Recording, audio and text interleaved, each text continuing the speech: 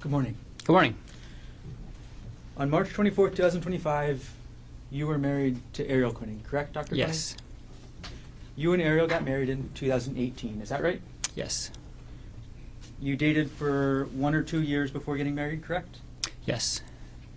When you met Arielle, you were working as an anesthesiologist in Pittsburgh, right? Yes. And yesterday you described what anesthesiology is, correct? Yes.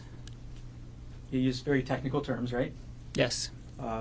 Maybe the more plain term is that you are the one who puts people to sleep before an operation, correct? That's what people typically call it, yes. It's not actually sleep, right? It's not actually sleep, right? But you're the one that essentially puts them out, and then after the operation they wake up again, right? Yeah. That's Anesthesiology part is of a it. very specialized field of medicine, correct? Yes. You decide. 1 second. Could you just put the mic closer and keep your voice up? So everybody can hear. Thank you. Okay. You decide how much of each anesthesia drug to give a patient, correct? Yes. You give too little of the drug, and it's possible the patient could wake up during the surgery, right? Yes. You give too much, and the patient could never wake up at all. Is that right? That's correct. Ultimately, you're the one with that control, right? Yes. Now, you first became an anesthesiologist in Pittsburgh, again, right? Yes. And you testified yesterday that money is the main reason you moved to Pittsburgh, correct? No. Objection misstates his testimony. Overall, answer stands. Sorry. You testified that the cost of living in Pittsburgh was very important to you, correct? Yes. And money is very important to you, right? No, I wouldn't say that. Your testimony today is that money is not important to you. Not very important to me. Not very important. Okay. Now, while you were dating Arielle in Pittsburgh and eventually married to her, right? Yes. Okay. She went to graduate school while you guys were in Pittsburgh, correct? That's right. And she ended up working in the nuclear engineering field, correct? She was working in that field when I met her. And then near the end of 2022, you and Arielle decide to move to Oahu, right? To Maui. I'm sorry, Maui. And you moved and you closed on a house at 19 Pu'uehu Place on December 14th, 2022. Is that right? I don't remember the exact date, but it was around that time, yeah. The sale price of that house was $1.5 million, correct? That's right. And together you and Arielle had a down payment of $300,000, correct? That's right. And when you moved to Maui, you had a job lined up, right? Yes. That was at TAMG, correct? Yes. And TAMG is a group of anesthesiologists that provide services to all the different hospitals on Maui, correct? The one hospital and surgery centers and some outpatient clinics. And actually on the island of Maui, TAMG is the only provider of anesthesia services, correct? We're the only big group of anesthesiologists. There's some independent anesthesiologists and I believe one CRNA that flies over to sometimes work at a plastic surgery outpatient center. TAMG is the biggest group in town, right? Yes. And because of that, TAMG can set the prices, right? No. We just went through contract renegotiation with the hospital, and we had to use research, based on salaries across the United States in comparable locations. And that salary got you to your salary was then end up being between $500,000 and $6,000 per year. $500,000 and $600,000 per year, correct? I never got to work under that contract for a full year. When I moved there, we were making between $300,000 and $400,000 a year. Okay, so you were making $300,000 to $400,000 a year while you were after you moved to Maui from January 2023 to December 2024? Yes, that's correct. And Arielle found a contract position working remotely for a company called TerraPower. Is that right? Yes. Arielle made less than $200,000 per year, correct? Yes. You made substantially more money than Arielle, right? Yes. Okay. On March 24th, 2025, you and Arielle came to, or were on Oahu, correct? Yes. And you came to Oahu because it was Arielle's birthday weekend, is that right? That's right. And Arielle's birthday is actually March 24th, correct? Yes. You bought the airline tickets for the trip, correct? Yes. And of course you bought round trip tickets, right? Yes. So you were scheduled to go back to Maui on March 25th, 2025, correct? Yes. You booked the hotel for the weekend trip, correct? I did. You sent spa information to Arielle before the trip, right? Yes. And then you booked the spa, correct? Yes. You did not send Arielle electronically any information about the Palipuka hike, isn't that correct? I don't think I did. We're going to go back in time a little bit, Dr. Konig. So yesterday you testified that you started to become suspicious of Arielle in October 2024. Is that right? Yeah, that's right. Some red flag behavior in like late September probably, but it was probably mostly in October when I got really suspicious. Well, you testified yesterday that you only became suspicious in October after you heard a phone call. Isn't that right? Specifically about Jeff Miller. But I was suspicious about her phone behavior prior to that Kauai trip in October. And once you became suspicious, you went into what you called detective mode. Is that right? Eventually. Detective mode for you started with logging into Arielle's WhatsApp account, correct? No. Detective mode started with me asking her why she's on her phone all the time. And you logged into Arielle's WhatsApp account, correct? Eventually. And you would watch the messages every day, right? I watched them for 48 hours. You watched these messages as they were being sent, correct? Some of them if I was at the computer when they arrived. And the laptop that we've all seen in this so far, States Exhibit 240, I'll put it up on the screen.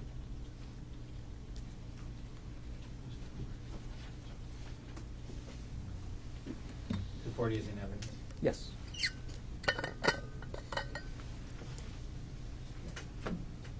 Okay. Dr. Koenig, this is your laptop, correct? That's correct. Okay.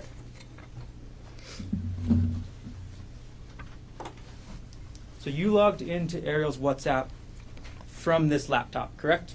Yes. And you saw the messages between Jeff Miller and your wife, correct? I did. You downloaded those messages, correct?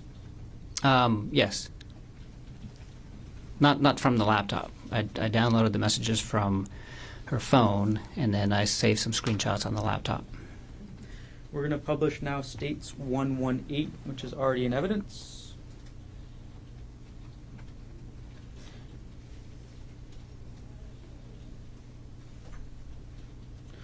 Okay, we have States 118 on the screen, Doctor. This is an email you sent to Bryant Bunting, correct? Yes. Okay, and the first attachment to this email is called Screen Time and Deleted Messages, correct? Yes. I'm going to go to page 2. This is the first page of that Word document, right? Yes. This is the Word document you created while in detective mode, right? Yes. And in this document, that picture at the top, and I'll zoom in, that's the screen of Arielle's phone, correct? Yes. You logged into Arielle's phone to take that picture, correct? Yes. You entered the passcode into her phone, right? Yes. You opened the application to show the screen time, right? Yes. And then you took this photo. Yes, I did. And then you wrote your thoughts underneath, isn't that right? Yeah, I took notes. You took notes, as you would do in detective mode, right? Yeah.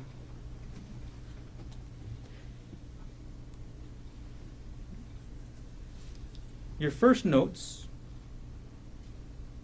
were calculating the number of hours she spent on the WhatsApp app, correct? Yes.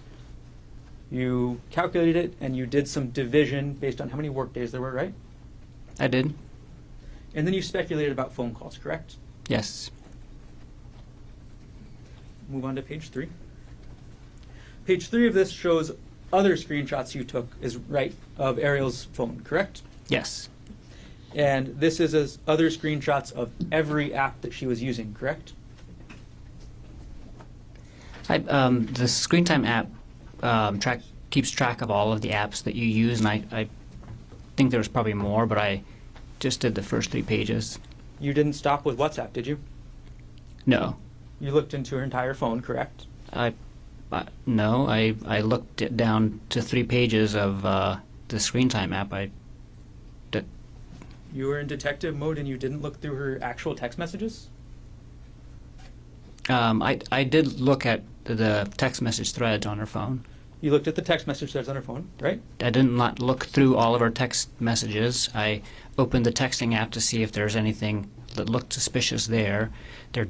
There wasn't, but really I went straight to WhatsApp because that was the most used application. You looked through her emails, correct? Not at this time. I did end up looking through her emails later, mostly with her consent. Like as I'm seeing her on her phone and she's writing an email, I'll be like, "Hey, who are you emailing? Can I see?" And then she'll show it to me. This was after then you confronted her, correct? Yes. Okay. Now let's focus on this part of the detective mode for now. You looked at her phone calls, correct? I looked at the phone calls that she made through WhatsApp. I didn't actually look at the phone calls on the phone. Okay. So you're suspicious of your wife for 2 months already, right? When you do this. Yes. And you look through her WhatsApp, correct? Yes. You don't look through all of her text messages, correct? Correct. And you don't look at her phone calls, right? Right.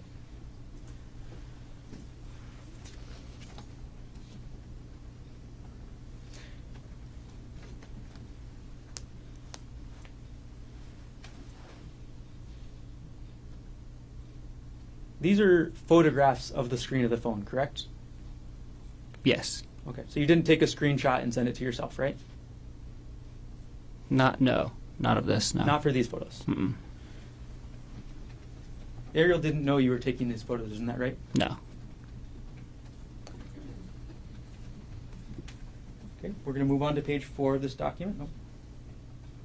I'm sorry, we're going to move on to page 6 of this document. Now, actually, I'm sorry, we're going to just go to page 4. At the top of this document, this is still the Word document that we were talking about, right? Yes. Okay, it is called, again, Screen Time and Deleted Messages, right? Yes. So most of the page we're looking at is what you copied and pasted or downloaded from WhatsApp, correct? Yes. But the very top of this page says deleted messages from Sunday 12/1, parentheses, all deleted, right? Yes. You wrote that part. I wrote correct? that part. Yep. Okay. So you were able to see and record all the deleted messages from Sunday, December 1st, 2024, correct? Yes. And you read these messages, right? Yes, I did. You read them and starts out, we'll go for the first couple section. Mr. Miller says good morning, right? Yes. He says, I hope you're getting some good sleep, right? Yes. And he talks about his sleep, correct? Yes. Then Arielle says good morning, right? Yes. There's nothing sexual in these messages, is there, Dr. Konig? No. This is two people saying good morning to each other, right? Yep. And you were upset because in your mind, this is what spouses do, right? Say good morning. I wasn't upset that they were saying good morning to each other. I was upset about the entire relationship that they had. You were upset that they were talking at all like this. Not just about good morning, about the whole thing.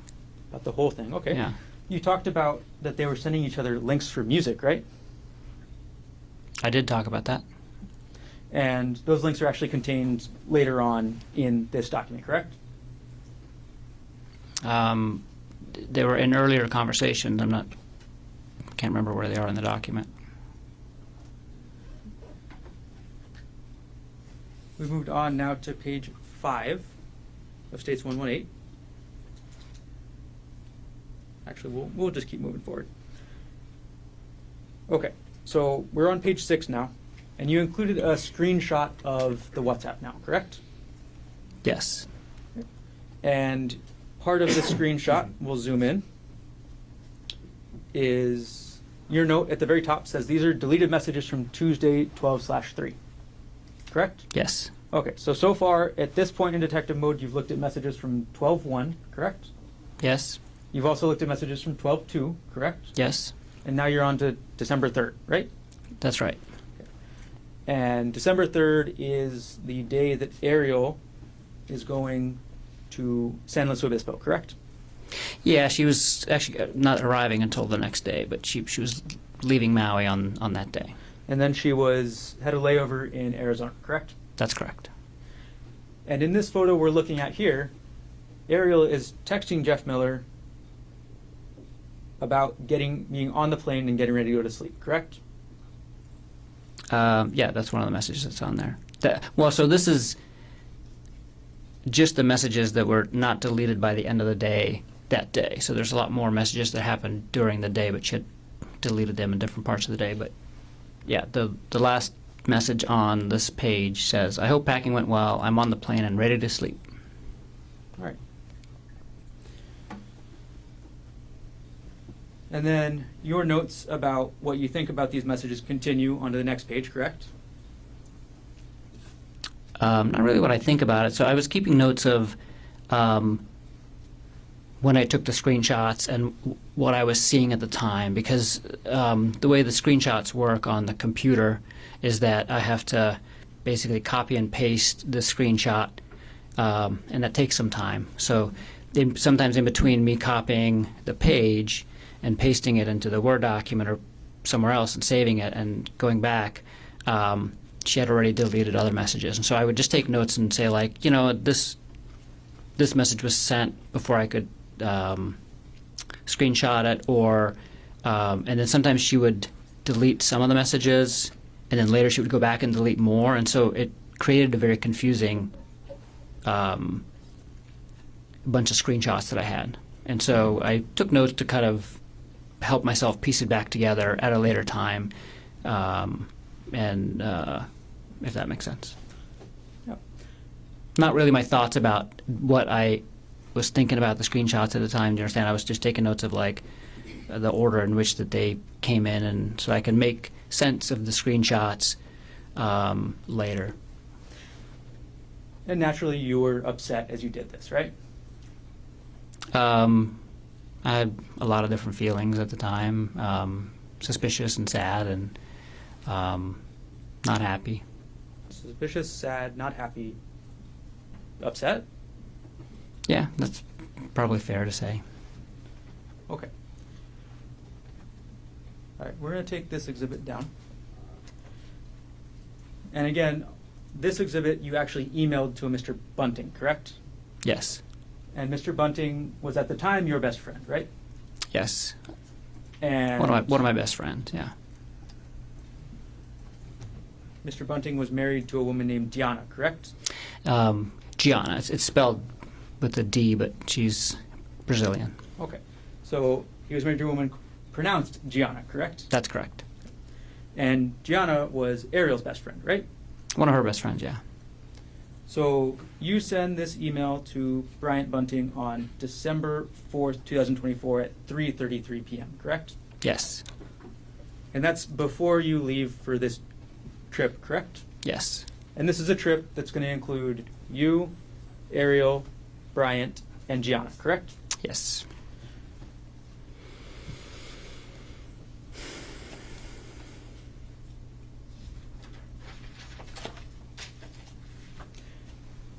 You also had 2 other attachments to Mr. Bunting, correct? I don't remember if you could show me. All right, we'll publish page 1 of this exhibit again. Sorry, what number exhibit? This is States 118.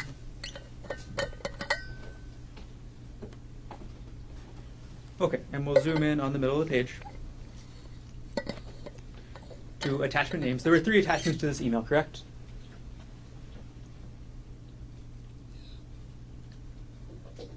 Yes. Okay, the first was screen time and deleted messages, right? Yes. And that's the document that we've gone through so far, correct? Yes. The second document is some saved chats with pictures, correct? Yes.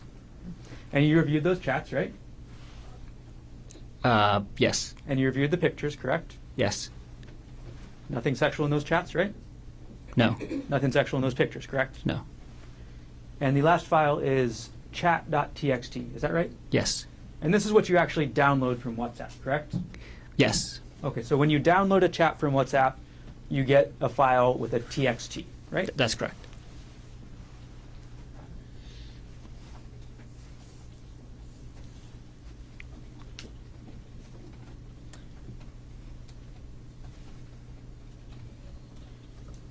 Now, you said already that you were upset when you were reading these messages, correct? Yes. You were upset that she was talking about her personal life with another person, correct? Yes. You're upset that she was talking about her kids, right? Yes. You're upset that she was talking about the kids putting stuff up on the Christmas tree, right? Yeah. I mean, in the context of the whole conversation, yeah, I was upset about that. And you're upset that your wife was keeping these messages secret from you, correct? Yes. So before you confronted Arielle, you emailed these documents to your friend Brian, correct? That's right.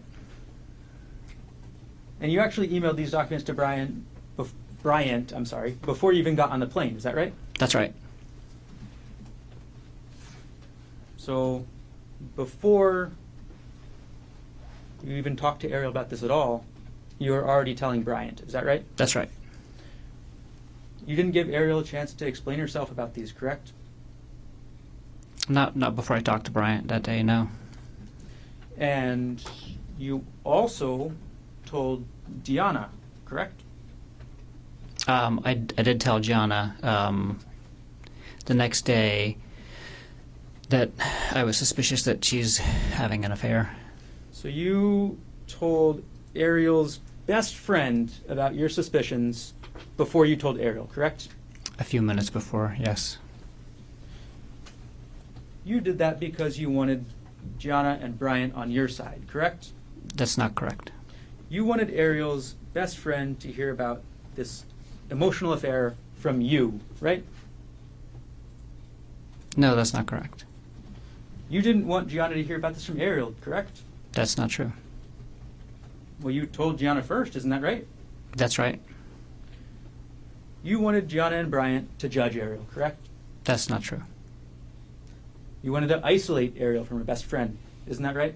That's absolutely not true. So after you tell your best friend and Arielle's best friend about this, that's when you actually confront Arielle, correct? That's correct. And you're upset, right? That's not the primary feeling at the time. I was feeling a lot of other feelings, but I was also upset. You were mad, right? I was not mad. You were not mad when you confronted your wife about these messages. I was upset. Okay. It's natural to be mad in this sort of situation, isn't it? You could be. And in this confrontation, you called Arielle a lying bitch. I did call her that at some point, not in the beginning of the disclosure. You called her a whore, right? I did call her a whore at some point. Again, I think within like the first 24 hours, and not during the initial disclosure. And after this all came out, after you confronted Arielle, called her a lying, called her a whore, you wanted her to move out of the house. Is that right? That's right. You used an example yesterday where you talked about somebody else moving out for about 3 months and staying in a hotel, correct? That's right. And that's what you wanted Arielle to do, right? No. You just said you wanted Arielle to move out of the house. Isn't that right? Yeah, but you just asked if I wanted her to specifically move into a hotel for 3 months. I had no I did not want her to move out of the house for 3 months and go live in a hotel. You just wanted her out. I preferred to have her move out while we're dealing with the aftermath of her having an affair. And Arielle didn't want to move out of the house. Is that right? We both didn't want her to move out of the house. We both decided that together after talking about it. You just said just a minute ago that you wanted her to move out, right? That was my preference in the beginning, and then we decided that we're not going to do that. There's Okay. plenty of examples of people holding contradictory beliefs, and then you talk about it and think about it and figure out which way you're going to go. Dr. Konig, Arielle's children were 4 years old and 18 months old at the time that you wanted her to move out. Isn't that right? That's correct. No mother would want to move out of the house with their kids that age, would they? I wouldn't think so. But that's what you wanted, right? I wanted her to move out of the house for us to deal with the affair, and I didn't want her to move out of the house and harm her children. I wanted both. Now, another thing that you wanted is you wanted Arielle to quit her job, right? That's right. And this is the remote worker job that she was able to find on Maui, correct? Yes, There are no nuclear power plants on Maui, right? that's correct. So if Arielle wanted to stay in her career and advance her career, she had to work remotely, right? That's correct. If you were to stay on Maui, right? Yes. And once Arielle quit her job, as was your plan, she would have been 100% dependent on you and your salary, correct?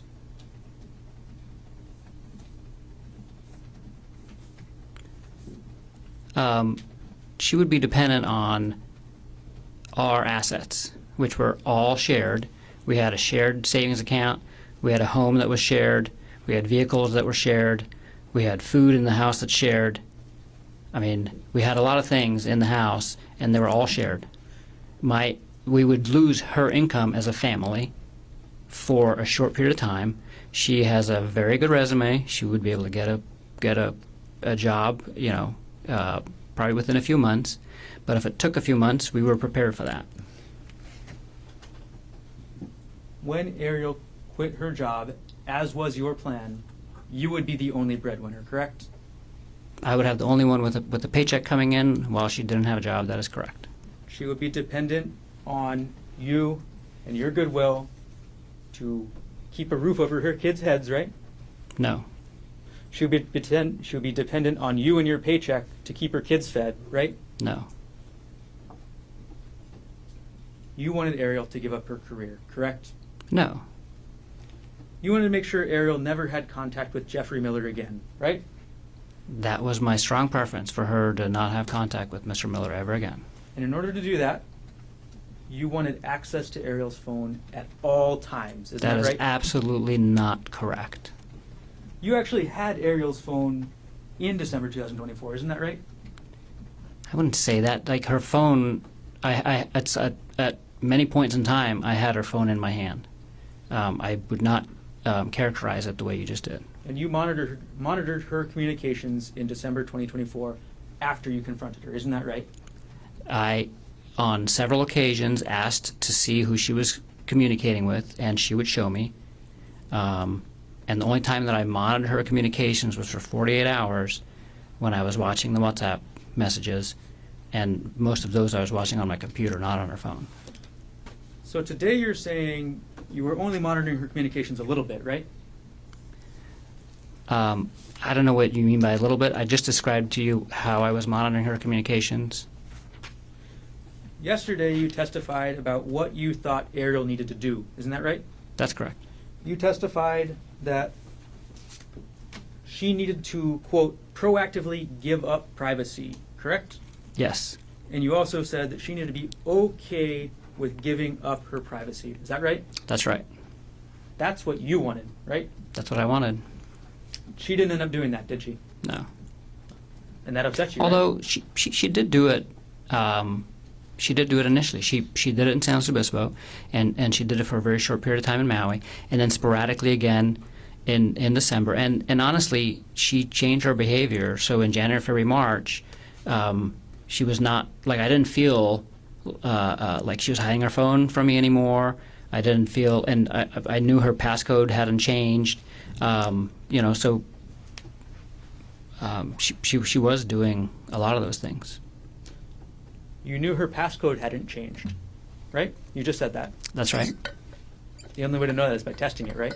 No, you could also see them put in their passcode. And when somebody's sitting next to you and they're not hiding their phone, you can easily see who they're writing, what they're saying. You can easily see their passcode. And if somebody's not worried about sharing the passcode with the person sitting next to them, you're basically showing it to them, and that's what was going on. So you watched what Arielle was doing on her phone in person, right? Yes.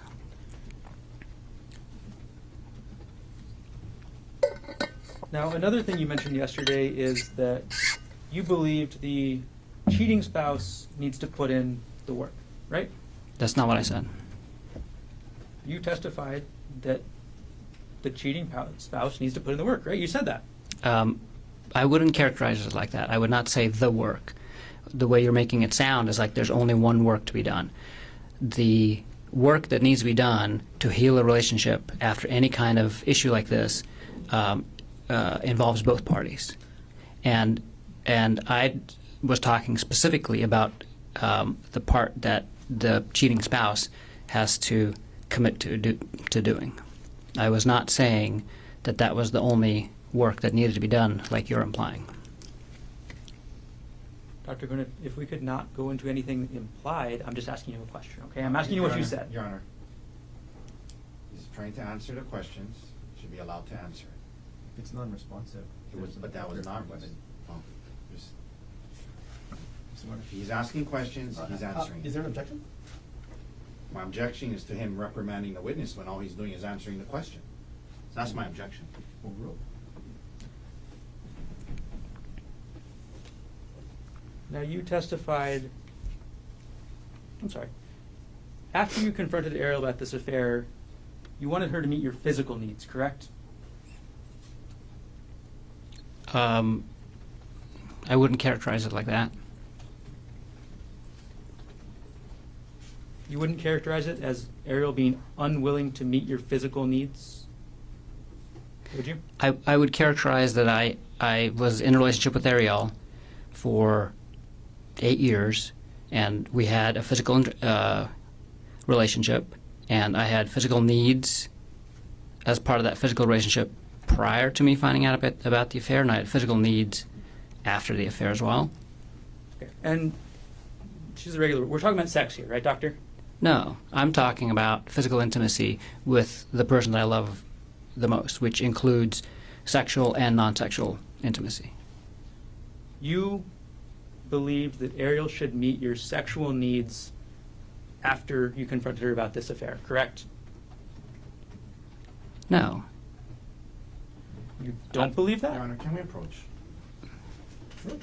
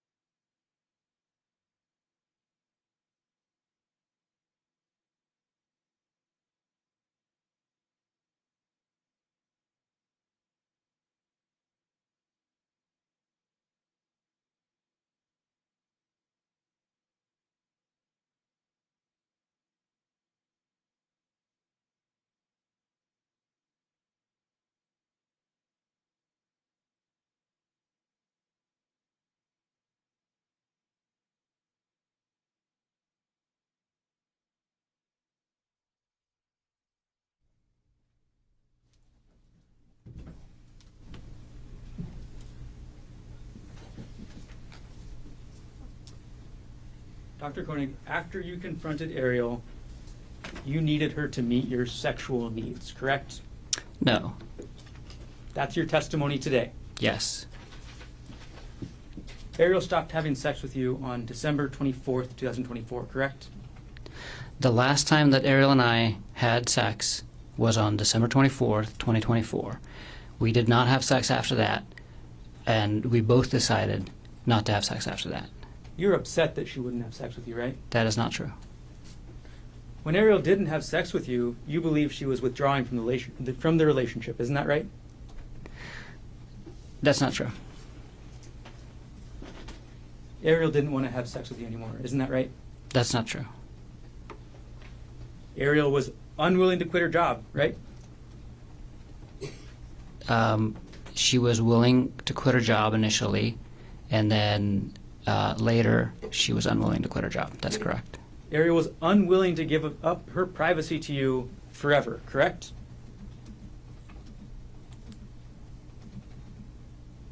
Yeah, that's right. Arielle was unwilling to move out of the house and away from her children, correct? Yes.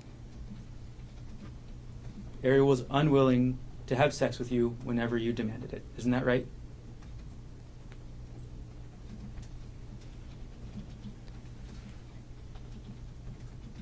Can you ask the question again? Arielle was unwilling to have sex with you whenever you demanded it, isn't that right? I never demanded sex, so that's not right. Now, you were 46 years old at the time this was happening, right? That's correct. And after you call a woman a lying bitch and a whore, it makes sense that they don't want to have sex with you, right? Objection argumentative, Your Honor. Sustain. You still wanted Arielle to have sex with you after you called her a lying bitch, right? We had sex in December, and that was after we had that conversation, yes. You were upset that Arielle was still talking to Gianna about you, right? No?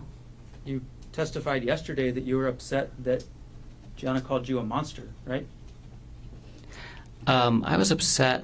Well, that made me suspicious of how Ari was characterizing both the affair and our relationship at the time to Gianna. And this is after you wanted to have Arielle move out of the house away from her kids, right? Actually, this was during. At the time that she made that comment, we were in an argument where I was asking her to move out. At the time she made that comment. Is this the argument you mentioned on December 26, 2024? Yes. Okay. That went into December 27th. The argument went into December 27th? Yes. Okay. So this argument happens. You're still mad, right? And again, I wouldn't characterize my emotion as mad. Whenever we talked, I was certainly upset, but not mad. This argument where Arielle told you that Gianna called you a monster, this is after you told her to quit her job, right? I asked her to quit her job. I didn't tell her to quit her job. I asked her to quit her job as part of us healing from the affair at the beginning of December. I actually didn't ask her to quit her job at any point in time after that. I had asked her to give me updates on how the job search is going, but only in probably the first couple weeks of December, and then we never talked about it again. It was obvious that she wasn't looking for a job anymore, and at that point in time, we were discussing other things in the relationship. So the last time I had asked her to quit her job to help us heal from the affair was in the beginning of December. So your testimony today is you just let this go? You just let this go about her job? She had misstates his No, I did not. I did not let it go. I put a pin in it, basically. I put that issue on hold while we were dealing with other things in the relationship. Let me go back in time a little bit, Dr. Konig. Back to early December. You looked up somebody called Andrea Miller on LinkedIn, is that right? That's right. LinkedIn is a social media site used for professional networking, is that correct? That's correct. and you need a specific type of account or access to a type of account to find out the email for another person, correct? I think I don't use LinkedIn very often, so I'm not sure who, excuse me, whose email addresses you have access to and whose you don't, without certain features of the program. Well, on December 5th, 2024, you actually purchased what's called a Sales Navigator Core account on LinkedIn. Is that right? Yes, I signed up for a free trial of that feature of the LinkedIn account, specifically to get access to Andrea Miller's email account or email address. So you signed up to find Andrea Miller's email address, Yes, right? I did. And you found her email address, correct? Yes, And on December 6th, 2024, at 8:24 a.m. Hawaii time, you sent an email to Andrea Miller, correct? I don't remember the exact date or time, but that sounds right. And yes, I did email her. Okay, we'll put States Exhibit 108 already in evidence up onto the screen. This is the email you sent to Andrea Miller, correct? That's correct. You sent it on December 6, 2024 at 8:24 a.m. Is that right? That's right. The address too is the email address that you found from Andrea Miller from LinkedIn, correct? Yes. That's her work email address, right? I don't know. Kyndryl is a financial services company, correct? I don't know. In that email, you testified yesterday that the purpose of this email was simply to let Miss Miller know what's happening. Is that right? That's correct. And at the start of this email, that's what you do, right? You tell her about what you think about Jeff and Arielle, and you call it an inappropriate relationship, right? Yes, that's how I describe it. You didn't call it an affair, right? I did not. You didn't call it an emotional affair, right? I did not. You just called it inappropriate relationship. That's right. And then you provided her your phone number, is that right? Yes. You provided her your email, correct? Yes. And those are your contact information, so you're free to provide those things, right? Yes. And then you provided her with Arielle's phone number and email, correct? That's correct. You provided her with Arielle's cell number, is that right? That's right. And Arielle's personal email, correct? Yes. You provided that because you wanted Andrea Miller to contact Arielle, didn't you? I just wanted her to have the option of contacting all of us and talking to all of us and getting all of the information from as many people as possible so she could make a decision about what she wanted to do with this information with her family. The only purpose for including Arielle's contact information is so that she can contact Arielle. Isn't that right? That's right. And you wanted Andrea Miller to contact Arielle to yell at her, right? That's not true. You wanted Andrea Miller to contact Arielle to humiliate and punish Arielle. Isn't that right? That is absolutely not true. You offered Andrea Miller the text messages, correct? I did. All right. I don't know if I did or not. I don't think I offered it to her. I just said I You just said, I can share with you what I have can if share you with would you. like. Yes. Right? Yes, I did. You also sent Miss Miller a contact request through LinkedIn directly, correct? That's correct. Andrea Miller never replied to your email, isn't that right? That's right. Andrea Miller never replied to you on LinkedIn, isn't that right? That's right.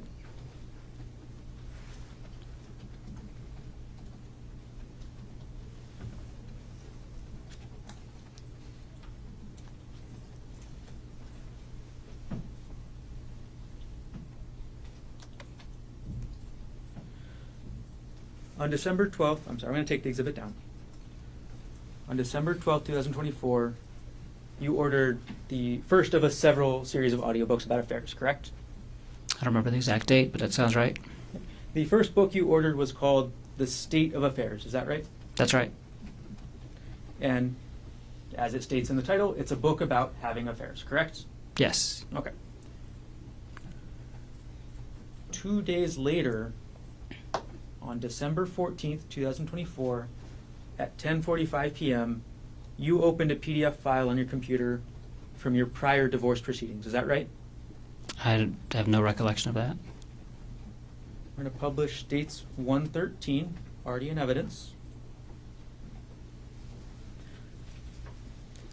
Now, you, on December 14, 2024, opened up a PDF file called Bank of America Amex E-Statement 2015-12-24.pdf, right? I have no recollection of this.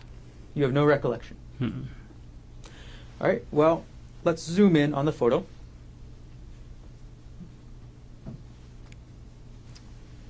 The file system last access date and time of this document was December 14th, 2024 at 10:45 p.m., correct? I can see that, yeah. Do you agree with that? I agree with that. Let's go to the file path, Dr. Konig.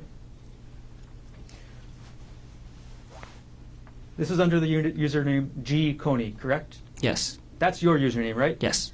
Your files are contained under that username. Is that Yes. right? The next folder is the Dropbox folder. Is that right? That's correct. You use Dropbox, correct? I do? You have a Dropbox that has subfolders in it, correct? Yes. The next subfolder is called JPR. Is that right? That's correct. That's a subfolder that you created, correct? Yes. That's a subfolder that means Jessica Patella Ray. Isn't that right? That's correct. And under Miss Ray's subfolder, or Miss Patella Ray's subfolder, you have a separate subfolder called Divorce. Isn't that right? Yes, I created that. You made that folder, correct? Yes. And in that folder, there's another folder, right? Yes. And that's for 2016-04 hearing. Isn't that right? That's right. This is a hearing about your divorce from April 2016, correct? Yes.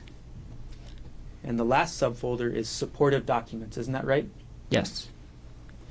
And in that supportive documents folder, the supportive documents are for this April 2016 hearing, correct? Right.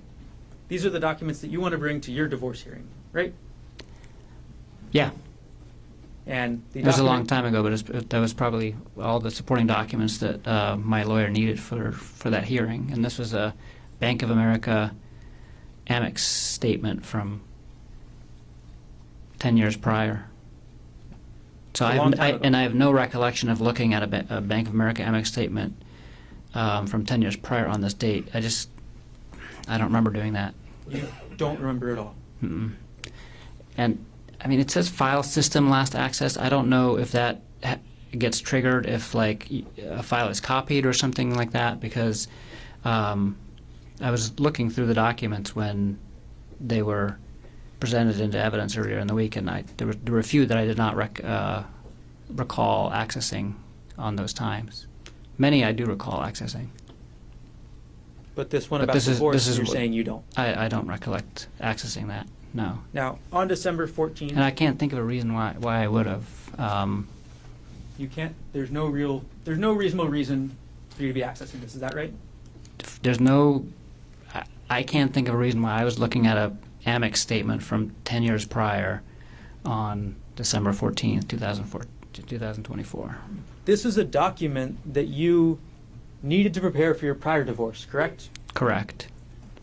This is in the middle of December 2024, correct?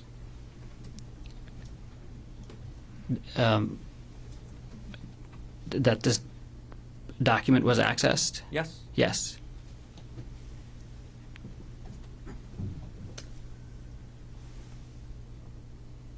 Now, the very next day, we'll take this one down, and we're going to go chronologically.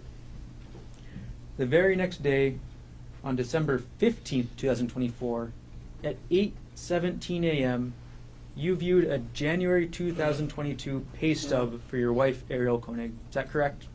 I don't recall that, but I that sounds more plausible that I had done that. But I don't specifically recall that date and looking at that document. We'll publish dates 125. This is the metadata, correct? Oh, I'm sorry. This is not page 1.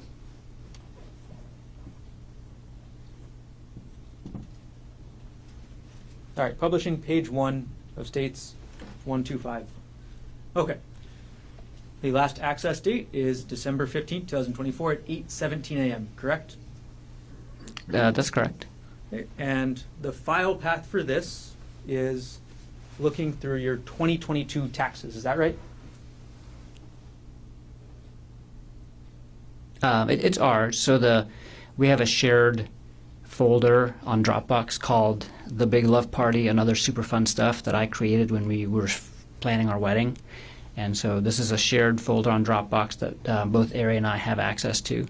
And this is in the taxes folder within the shared, because I put all of our shared financial information in the shared drive that she has access to, and she put things that she wanted to share with me in it as well.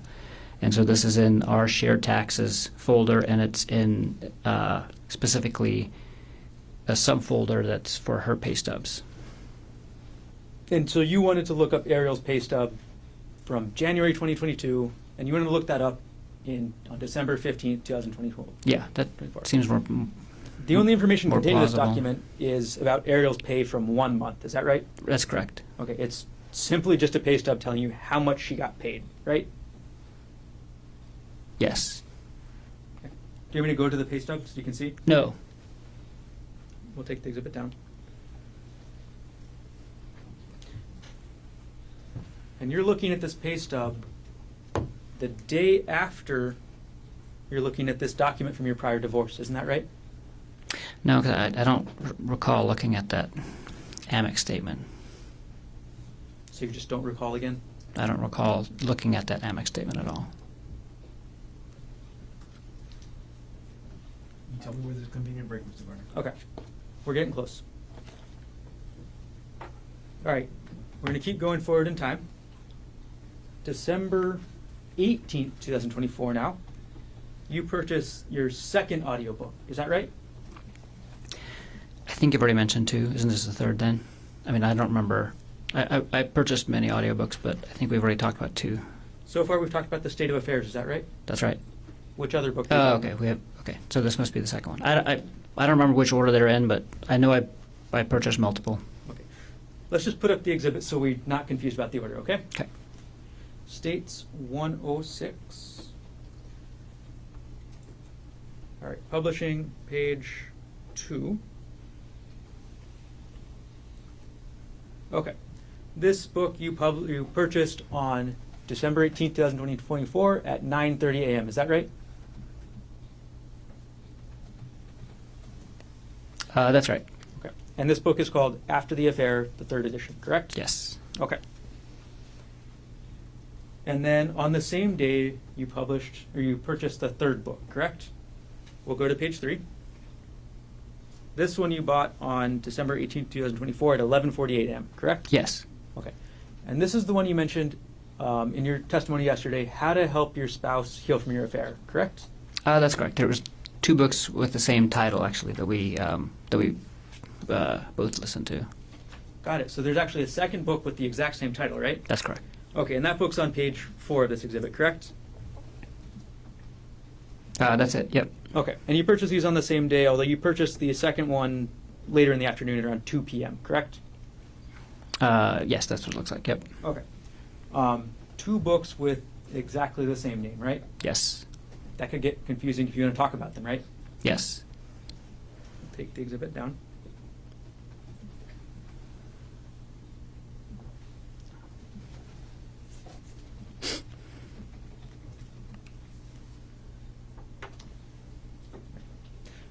This book, How to Help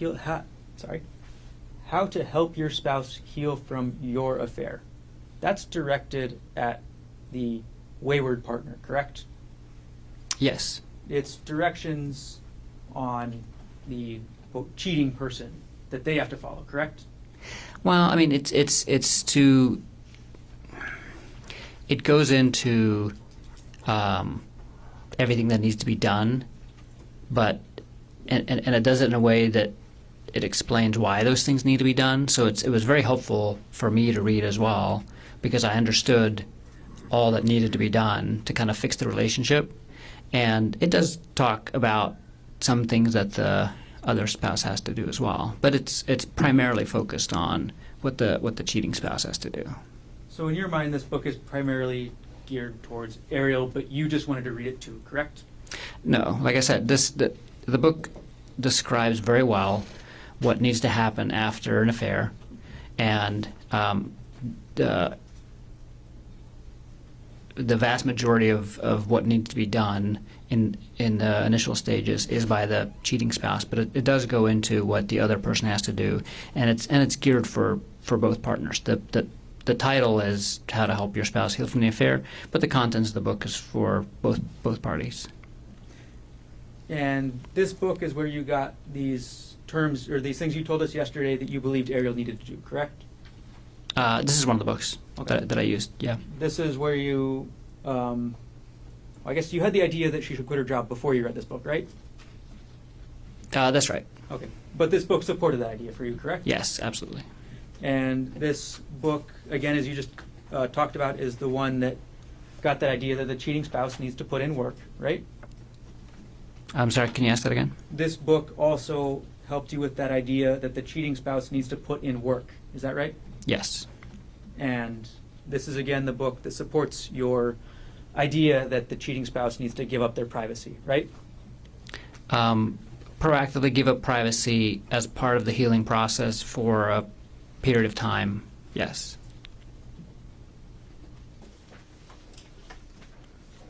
All right, Dr. Konig, the last question I asked you was about December 18th. Now I'm going to move forward a couple days to December 21st, okay? Okay. On December 21st, I'm sorry, I'm going to publish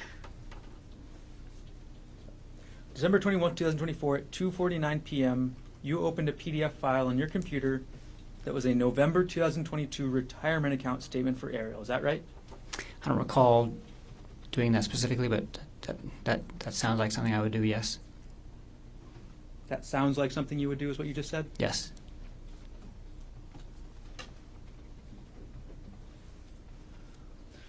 And as of November 2022, Arielle had a retirement account, correct? Yes. And that retirement account, again, as of 2022, was valued at $191,439, correct? I don't remember that exact number, but that Was- sounds about right. Was that number Is this accurate? Yeah, yes. And in November 2022, you were the primary beneficiary of that account, correct? That's correct. That means that if anything happened to Arielle, you would get that money, right? Yes.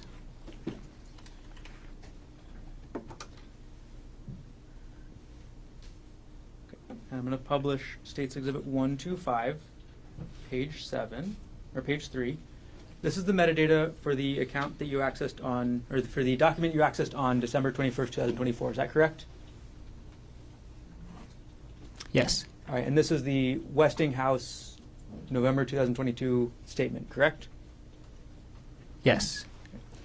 And this is the first page of the statement, correct? Yes. Okay. And in the top right, it says total value of the account, $191,439, correct? That's correct. Okay, take that down.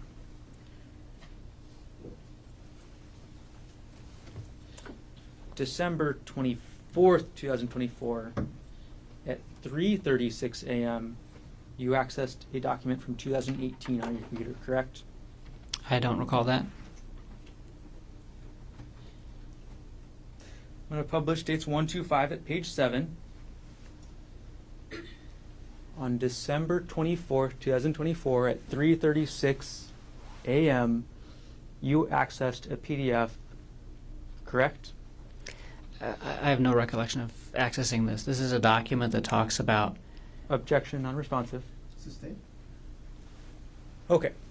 Now, the last access date and time from this metadata is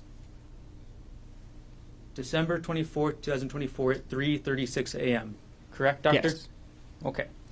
And the file is located in a folder called Pit or Dropbox/RE/Pit Tuition Benefits, correct? That's correct.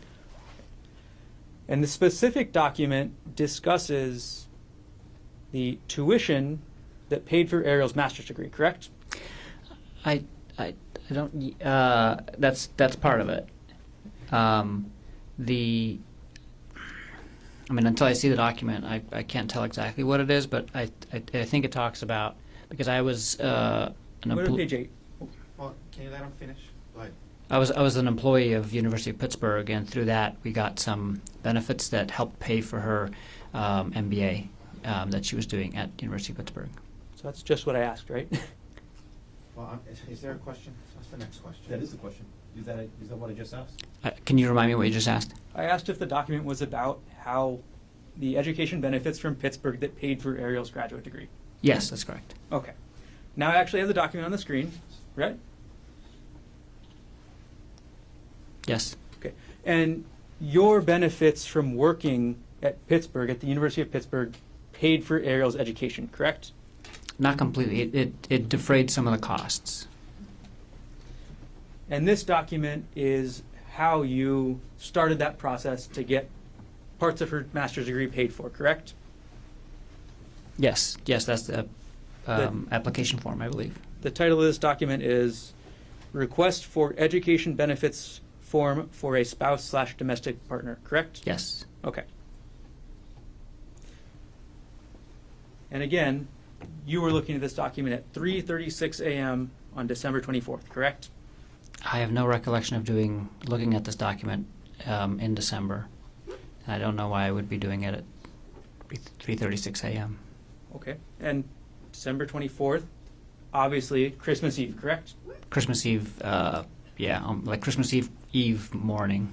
It's the middle of the night. Middle of the night, right? But yes, right? Yes. 3:36 a.m. and you have no idea why you would be looking at this document, right? No. You have no idea why you would be looking up the benefits that Arielle got from your job, right? Right. On December 24th, 2024, at 3:36 in the morning, you were upset about this emotional affair, correct? No. You were I was thinking probably sleeping.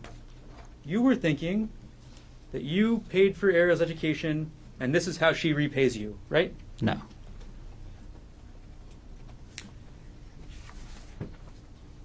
So your testimony today is that you were not thinking that, right? Yes. Your testimony today is you have no idea why you were looking at these benefits, right? Yeah, I don't remember looking at this, and I don't remember the reason, if I did. And you testified you have no idea why you would have looked at it in the first place. Is that right? Not at this time, no. All right, we're going to publish State's Exhibit 105. I'll make sure we start at page 1.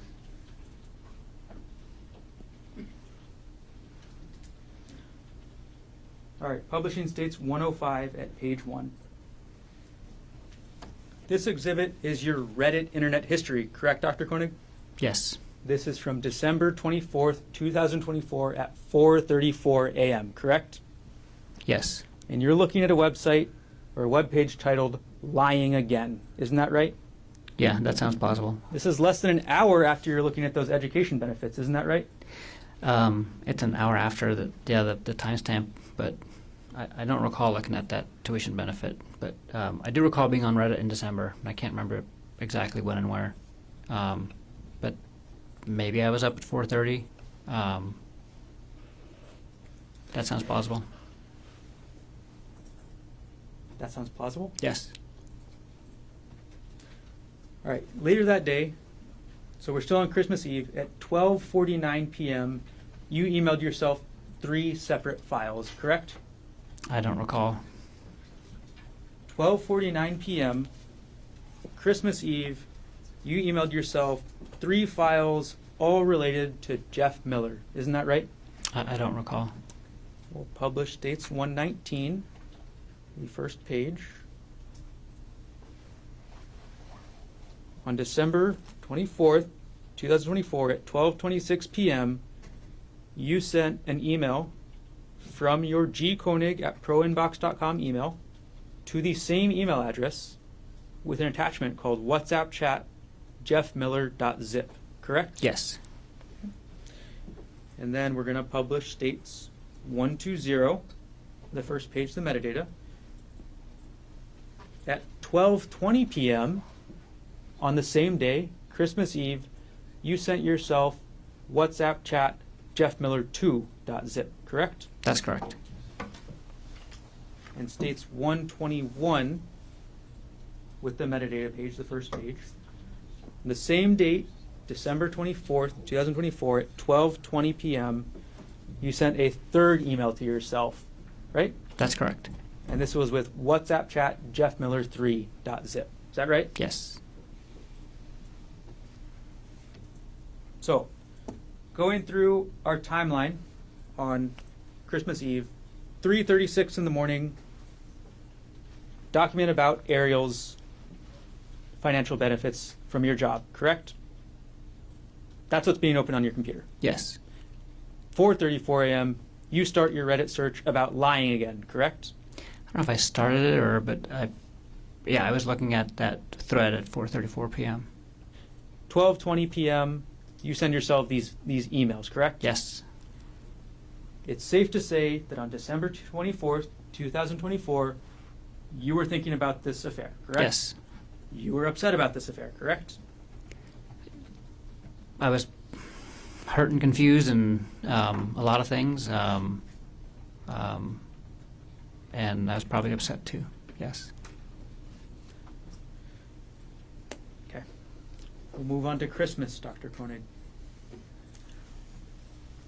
We're going to publish now States Exhibit 105 at page 6.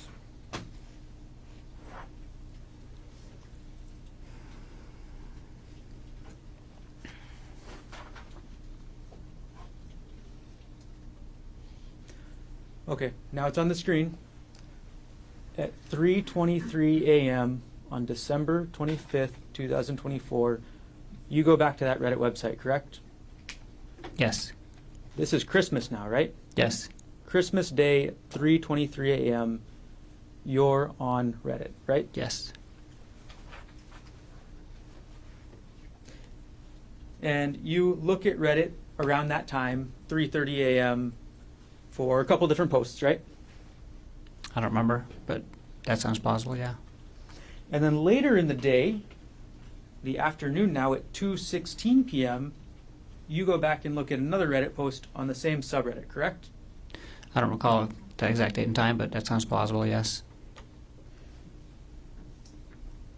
On December 25th, 2024, at 2:19 p.m., you went to a Reddit page with a post titled, "Can't Have Physical Relationship with WP Anymore." Isn't that correct? I don't recall, but it sounds plausible.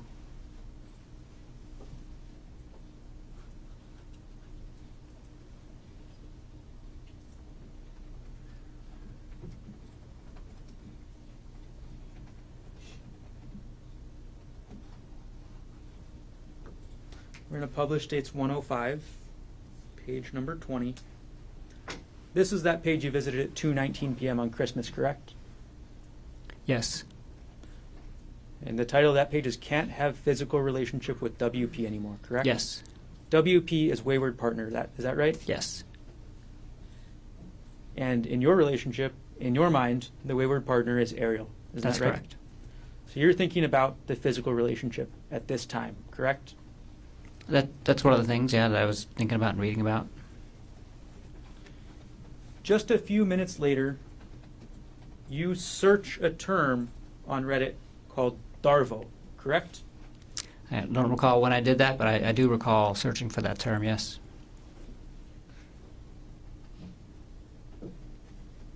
We'll publish 105 at page 24. This is that search, isn't that right, Doctor? Yes. Okay. And this is not a specific post about the word Darvo. This is actually a search for information about the word Darvo, correct? That's correct. And you know what that acronym means, right? Yes. The D stands for deny, right? Yes. The A stands for attack, correct? Yes. And the RVO are all connected together, and they mean reverse, victim, and offender. Is that right? That's right. So in order to use that strategy first, the accused will deny the accusation, correct?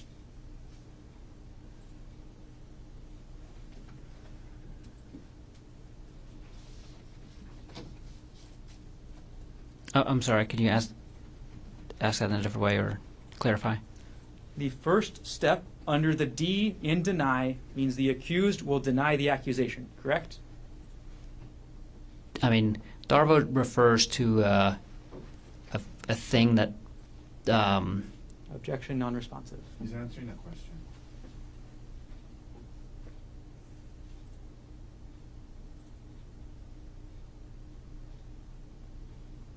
Objection sustained. Can you ask the question one more time?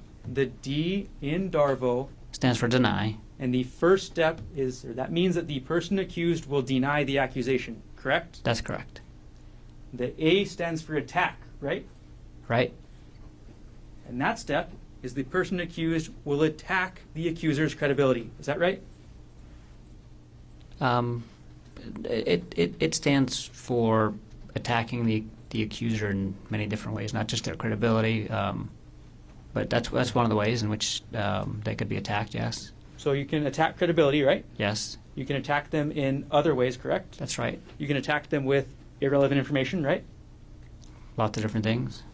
Lots of different ways you can do the attack, right? That's correct. And the last section of DARVO, the RVO, again stands for reverse victim and offender, right? Yes. And that's when the perpetrator portrays themselves as the victim, correct? That's right. DARVO is a tactic used by individuals or institutions to deflect blame and responsibility for harmful actions, correct? Yes. Okay. We're going to move on to the next day, Doctor. December 26, 2024, at 6:47 a.m., you reviewed your 2018 tax notes. Is that correct? I don't recall that specifically, but that sounds plausible. Okay. I'm going to publish the metadata page, so the first page of States Exhibit 114. Okay. You can look at the screen, Doctor. Yes. On December 26, 2024, at 6:47 a.m., you accessed a document called 2018 Taxes GK Notes, Yes. correct? This document is your notes about the taxes you paid in 2018, correct? It's the document that I create that has all the information that I give to our accountant so that to help them do our taxes. So I make a document every year, and for the next year I copy and paste the previous year's document, and then I just change the information and send it to them. Yes. So it does have how much we paid in taxes, but it also has a bunch of other stuff in there. And you said then for the next year, each year you'll copy and paste the last year because obviously you just want to use the most recent year, correct? That's right. But the day after Christmas, you're looking at your notes from 2018, correct? Seems so, yes. And in those notes, you discuss, or you have the information, how much child support you paid in 2018, correct? That's correct. You have how much alimony you paid in 2018, correct? That's correct. You paid about $29,000 a year in child support in 2018, correct? That's right. You paid about $6,000 in alimony in 2018, correct? That's correct. And this was to your ex-wife, Jessica Patella-Ray. Is that right? That's right. Dr. Konig, this is 2018 money we're talking about, right? Yes. Inflation has clearly gone crazy since 2018, right? That's right. So in 2024 dollars, that'd be quite a lot more, right? It would be more. I'm not sure how much more. And actually, I don't know. Child support is a calculation, so I'm not sure if. But yeah, I'm sure they make adjustments for inflation. Yeah. How much money were you making in 2018 again? Probably 350,000. So you were making less money than you made in 2024, correct?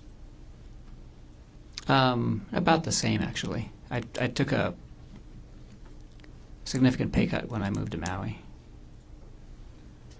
Dr. Konig, isn't it true that these tax notes that you have say you actually made $446,000 in 2018? If whatever's on the tax notes is accurate, so if I said 350, then I misspoke. What was the final number? I'll publish the exhibit now, and this is page 2 of the exhibit. Okay. So you made $446,000 in 2018, correct? That's correct. Okay.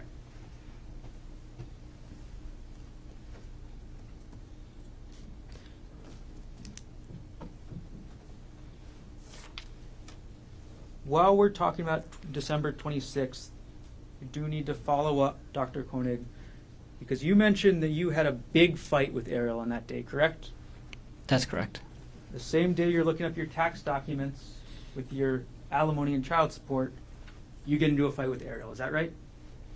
The same day that I look at the tax documents that has a lot of information on it, including the alimony and child support, I get into a fight with Arielle. That's correct. And given the fact that you looked at these tax documents at 6:47 a.m., the fight was after that, correct? Yes.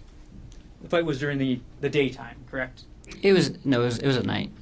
So the night of December 26th, you get into this fight with Arielle, correct? That's correct. And this is the second time in this fight that you tell Arielle to move out, right? It's the second time that I ask her to move out if she doesn't take accountability for the affair. That's correct. It's the second time that you ask Arielle to leave her 18-month-old, right? That's correct. It's the second time that you ask her to leave her 4-year-old, right? Oh, that's not correct. I wasn't asking her to leave the children. She would move 200 yards down the street to her parents' house and see the children as often as she wanted to, but she would not be physically living in our house anymore. So that is not correct. I did not ask her to leave the children. So you have this fight with Arielle on the night of December 26th, correct? Yes. And then, on the morning of December 27th at 6:34 a.m., you look at Arielle's pay stub again, correct? I don't recall that specifically, but it's the end of the year. I was probably looking at a bunch of tax documents and financial things, and I always get up early because I have to get up early for work, so that sounds very plausible. It was the end of the year, and you wanted to look at tax documents. Is that what you just said? That's all I can think of why I was looking at these documents then, is end of year finances. This is 2024, right? Yes, The end of 2024, you want to start preparing your taxes for the year, right? that's correct. And you decide that the best way to prepare for your taxes of the year 2024, we're going to publish dates 125 at page 10. The best way to prepare for your taxes in 2024 is to look at how much money Arielle made in the month of January 2022. I'm sorry, what's the question? This document has nothing to do with how much money you'd pay in taxes in 2024, correct? That's correct.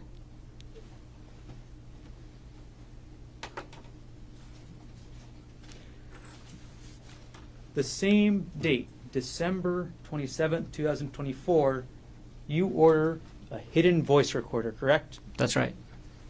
So the day after your fight with Arielle, right? And the morning, and we were fighting that morning as well, so the same day. You fought in the morning of the 27th as well? That's right. The same day that happens, you buy this hidden voice recorder, correct? That's right. You buy it from Walmart.com, right? Yes. And the device was advertised as a, quote, hidden voice recorder, correct? Yes. It was also advertised as a spy device, right? Yes. The recorder had a magnet on the back, correct? Yes. And that magnet made it so it'd be easier to hide, right? Magnet made it so you can attach it to magnetic objects. You could put it underneath the desk if the desk was metal, right? You could do that. You could put it behind a fridge if you wanted to, right? If it's the right metal, yes. And you testified yesterday that your purpose with this device was to secretly record Arielle, correct? That's correct. This device would also work just as well to leave in her home office. Isn't that correct? You could leave it. You could leave it wherever you want to leave it. You could leave it in her home office to test out whether she was still talking to Jeff Miller, correct? You could. And on the same day, December 27th at 9:15 a.m., you looked into the WhatsApp login portal on your laptop. Is that right? I'm sorry. What time did you say? 9:15 a.m. You logged into the WhatsApp login portal from your laptop, correct? That sounds plausible. Yes. So as you're having this fight with Arielle in the morning, 9:15 around then, you log into WhatsApp, right? Yes. You want to find out who she's been talking to, what she's been saying, right? No. I was logging into my WhatsApp. You want to At find that out point if in Arielle's time, still... Sorry. Yes, I don't finish. At that point in time, I was not logged into her WhatsApp on my computer any longer, and I was using WhatsApp for my work, and I was logging into my WhatsApp. So your testimony is that immediately after having this fight, after same day you're ordering this recorder to spy on Arielle, that you're logging into WhatsApp for other purposes. Yes. And on December 27, 2024, you order another audiobook. Is that correct? I don't recall. You order an audiobook called Getting the Love You Want, right? Oh, yes, I do. Yes. Okay. Let's walk us through December 27th again, Doctor. In the morning, 6:47 a.m. Sorry, let me get the time correct. In the morning at 6:34 a.m., you look at Arielle's January 2022 pay stub, correct? Asked and answered. Oh, Just going through it again here. Just went through it. Yes. Yes. Is that the answer to my question? I'm sorry. Can you ask the question again? Okay, we're going to review December 27th, 2024, okay? So, 6:34 a.m., you look at Arielle's old tax document. So asked and answered, Your Honor. Just went through this. He didn't answer it. Overruled. I mean, about 8 minutes ago, we went through this. Please answer no. Yes. Okay. You looked at her, or you also got into a fight with her that morning. We continued an argument from the previous night. Same day you order the hidden voice recorder. Yes. Same day you log into WhatsApp. Asked Yes. and answered. And same day you order this next audiobook, correct? Yes.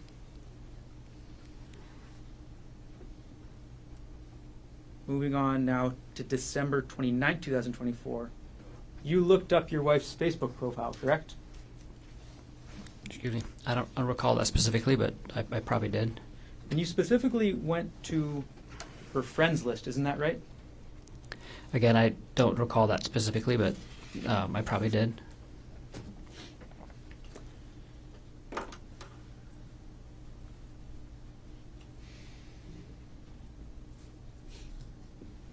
Now, on December 30th, 2024, we're moving closer to New Year's, right?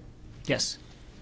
And on December 30th, 2024, you search LinkedIn again for Andrea Miller, correct? I don't recall doing that. You don't Not recall? a specific day, but I do recall looking her up again later in December. We'll publish Dates Exhibit 109 at page 4. You looked up Andrea Miller on LinkedIn on December 30th, 2024 at 6:49 a.m., correct? Yes. I looked at her contact info. She still hadn't replied to your email, right? That's right. She never called Ari to yell at her, right? She never called Ari to do anything, as far as I know, actually. She might have, she didn't tell me, but as far as I know, Andrea never called Ari. And then after searching for Andrea on LinkedIn this morning, you canceled your LinkedIn Sales Navigator Core account, correct? That sounds right. I had to cancel it within 30 days, and so I probably went in LinkedIn to cancel the account and then also clicked on Andrea's profile.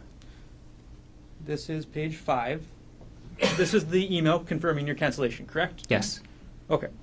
So, and this is at 6:56 a.m., is that right? That's right. Okay, so you look up her email and then you cancel. You look up her account and then you cancel, correct? Yes. And you say you cancel because you didn't want to pay the fee, is that right? That's right. The only reason I signed up for that feature of the LinkedIn account was to be able to get Andrea Miller's contact info. If you hadn't canceled it, it's in the realm of somewhere about $100 a month, is that right? It's expensive. So you got what you wanted, so you were done. That's right.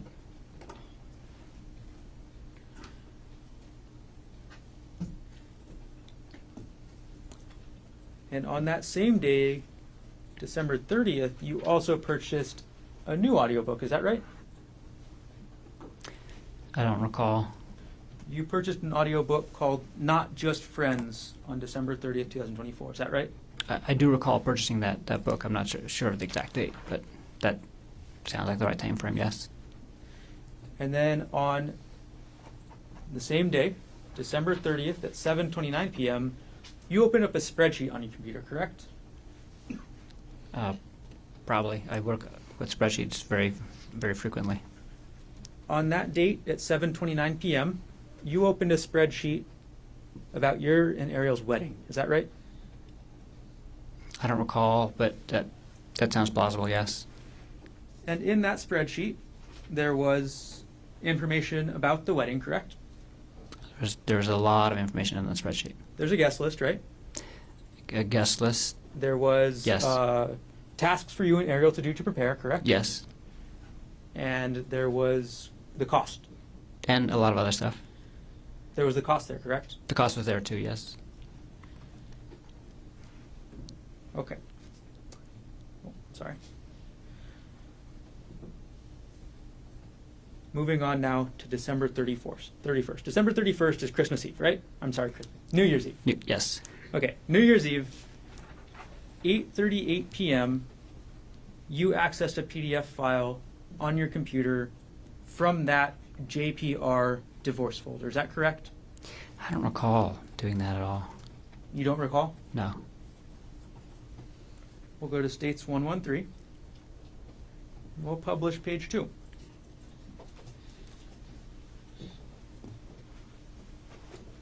So, on December 31st, 2024, you can see the exhibit, right, Doctor? Yeah. Okay. On December 31st, 2024, at 8:38 p.m., on your computer, this document was opened up, correct? Again, I don't recall opening up this document. I can't think of a reason why I would have opened up this document. Again, it's a credit card statement from 2016 that was part of the hearing on the divorce, but it's not even actually it's not even the document for the divorce hearing. It's just one of the credit card statements, and I have no recollection of opening this document at that time, and don't know why I did that, or if I did it. And that's what I'm saying, because it says file system last access. Like, so does that get triggered when something other than just opening the document happens? Because I don't recall opening up this document at all. You said a lot of words there, but at the end of the day, you don't recall, correct? That's correct. That's Okay. correct. This document is in that same folder we talked about earlier, correct? Yes, This is supportive documents for your 2016 divorce hearing, correct? that's correct. And these are the kind of documents that you want to have to present in the hearing, correct? That's correct. They're financial documents that are relevant to a divorce, right? That's right. And this one's actually a bank statement about not yourself, correct? It's a bank statement that was a credit card that was actually in my father's name during that time period. But we were. I'm trying to recall exactly. I think we had used it to transfer like a credit card balance that we had onto his credit card, because they were offering like a no interest, no payments for whatever, and we were using that to pay off this credit card. I was using it to pay off my credit card debt at a more favorable or zero interest rate. But yeah, that was a credit card in my dad's name. So you included this document in your divorce hearing folder because it was relevant to your divorce, right? That's correct. Okay. Now, at 8:38 p.m. on New Year's Eve, you also looked up a March 2022 pay stub for Arielle Konig, correct? I'm sorry. Can you say that again? At 8:38 p.m., the same time, on December 31st, 2024, the same date, you also looked up a March 2022 pay stub for Arielle Konig. Is that right? I don't recall doing that specifically, but that sounds plausible, yes. We're going to publish dates 1, 2, 5, page 11. All right. Dr. Koenig, this is the metadata for that document, correct?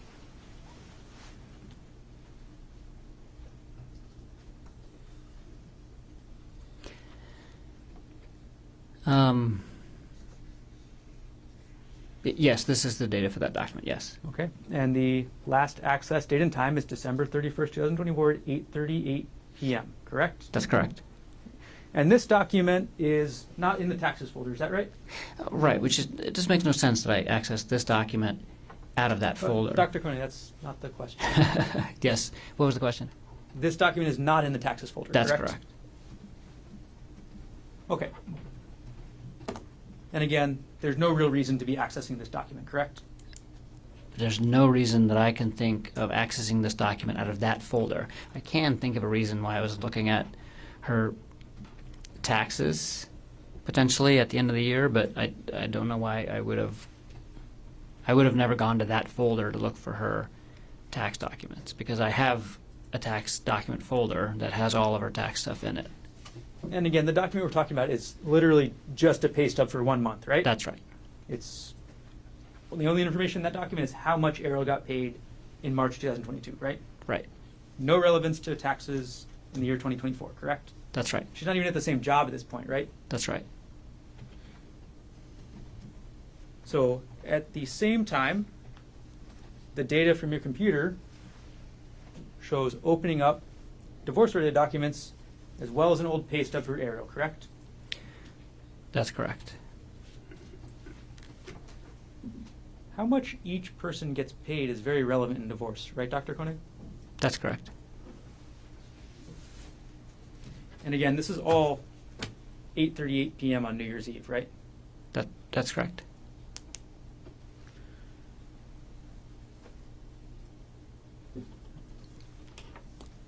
Now, January 3rd, 2025, moving forward a couple days, you save a file on your computer with an Excel spreadsheet that has the chats between Arielle Konig and Jeff Miller. Is that right? I don't remember the exact date and time, but I did have a spreadsheet like that, yes. You had a spreadsheet that was essentially the entire chats that they had, correct? Yes. And you saved that in January 2025, correct? I don't remember the exact date.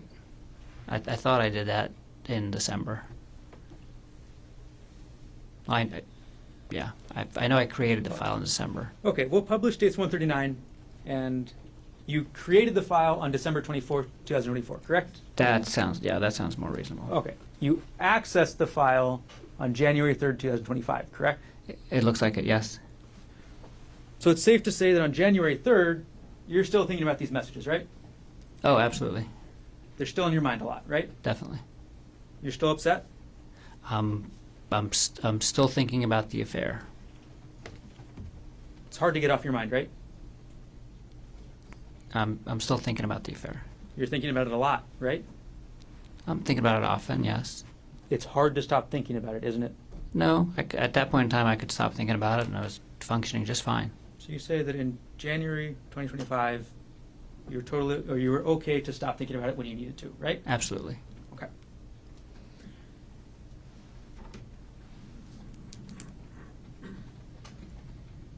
On January 7th, 2025, you purchased another audiobook, correct? I don't recall. We'll put States Exhibit 106 up on the screen. And this is going to be page 6 of 7. On January 7th, 2025, you purchased an audiobook called Not Just Friends, correct? I thought we said that I purchased that on the 30th. January 7th, 2025. You purchased this audiobook, correct? Yes. And on January 7th, 2025, again, the title was Not, and it's getting little half quotes, Just Friends, right? Isn't that the same book that we said I purchased on the 30th?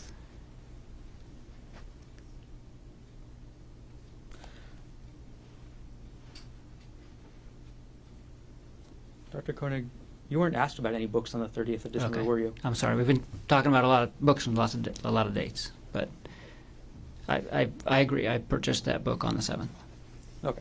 So you agree you purchased this book on January 7th, 2025, correct? Yes. And obviously, when you purchased this book, you were still thinking about the affair, right? Yes. It was still on your mind, right? Yes. And you actually purchased this book, I'll zoom in on the email time, at 4:32 a.m., correct? Yes.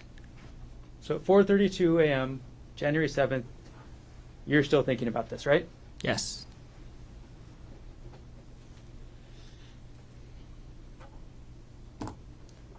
The same day, January 7th, 2025, at 6:59 a.m., you go back into your JPR, Jesse Patella Ray divorce folder, correct?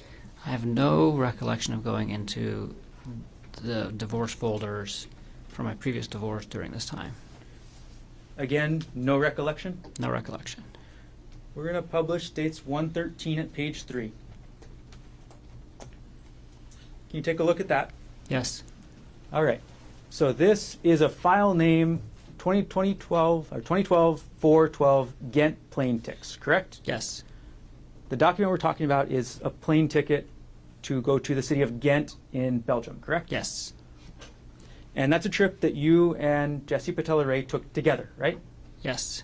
And as the metadata shows, the last access date and time, January 7th, 2025 at 6:59 a.m., correct? Yes. This one is not in the supportive documents folder, though, is it correct? Is it? No, it's in the same hearing folder, but it's a folder called Jesse Lived Extravagant Life.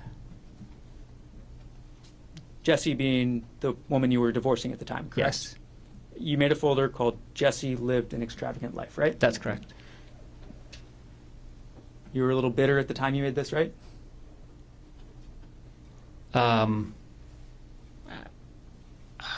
I was feeling a lot of emotions, I guess. I was mostly happy that I was getting divorced. At that time, we had, separated, and we were both, at that time, she was ready to get remarried, actually.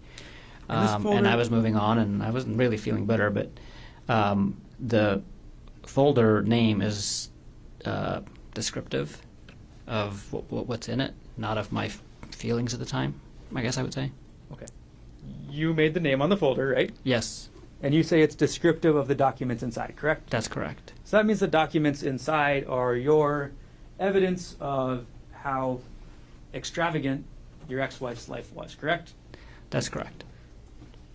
Dr. Konig, isn't it true that this trip in 2012 to Ghent, you went with Ms. Patella Ray? Yes, You guys went on that trip together, right? yes, And it's in the Jesse Lived Extravagant Life folder, correct? yes.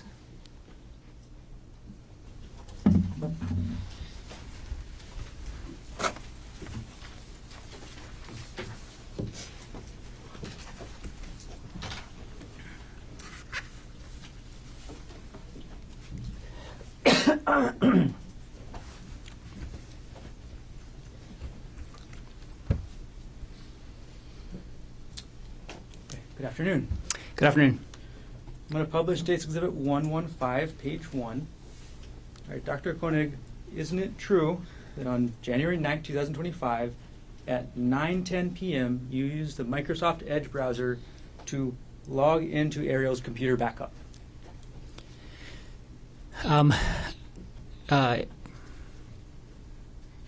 Yes, So what you're logging into that this exhibit shows is a backup of Arielle's hard drive created in 2011, correct? no. It's a portable hard drive that she had that had old documents on it. Okay. And you wanted to go into Arielle's old hard drive to look at the documents, right? That's right. And again, January 9th, 2025, 9 p.m., correct? Yes. Or 9:10 p.m., correct? Yes. Okay. So, and this is through a program called Memio, right? I don't know what Memio is. All right. Well, regardless, you go in No. and you look at your documents, correct? Yeah, I just go in and look at the documents. I don't know what Memio is. All right. So you go into the folder for Ari, correct? Yes. And you go into the documents folder, right? Yes. And you go into the divorce folder, correct? Yes. And in that folder, you open a document called Notes. Is that right? Yes. Okay. Moving on to page 2 of the exhibit. This is the same folder, correct? Yes. Okay, the ARI folder. I'm sorry, this is a different folder. This is the ARI folder and then the downloads folder, correct? Yes. And the document you're looking at 9:14 p.m. on January 9, 2025 is called Complaint for Absolute Divorce. Is that Yes. right? And page 3 of the exhibit, this is also in the downloads folder, correct? That's correct. And the document you're viewing at 9:15 p.m. is called Rosen-Divorce, correct? Yes.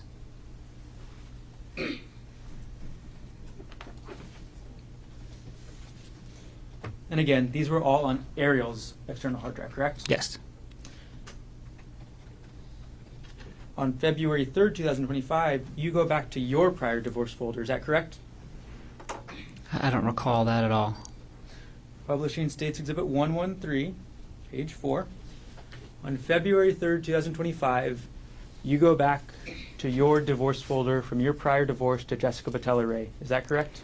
I do not recall doing this at all. And this is, again, looking at the account statement from your father's account that you moved money into for your loan purposes. That's correct? It looks like it's the same credit card. I can't remember if it's the same statement date, but it's that same PK Chase Freedom credit card that we used to transfer a balance into to pay it down. And the last access date and time from the computer system is February 3rd, 2025 at 8:42 a.m., correct? The last access date and time from the computer system is that date and time. That's correct. So between December 14th and February 3rd, there are 4 different accesses to your prior divorce folder on your computer, correct? From the computer system, yes. That you have no recollection of. That I have no recollection of. But you are looking at Arielle's documents on her hard drive about divorce, correct? Yes, I did look at that divorce folder on her portable hard drive on that date and time. And during that time period, you're also looking into Arielle's old pay stubs, right? Yes. You're also looking into your tax notes that include information about how much alimony and child support you paid, right? Again, I don't recall looking at a 2018 tax notes during that time, but that tax document was accessed by the system at that time, and that tax document does include alimony and child support. And you're researching these financial documents and these divorce documents because you want to see how much damage you're going to suffer in a divorce. Isn't that right? That's not right. In January, you also review your wedding documents again. Is that correct? I don't recall. Maybe show me what you're discussing.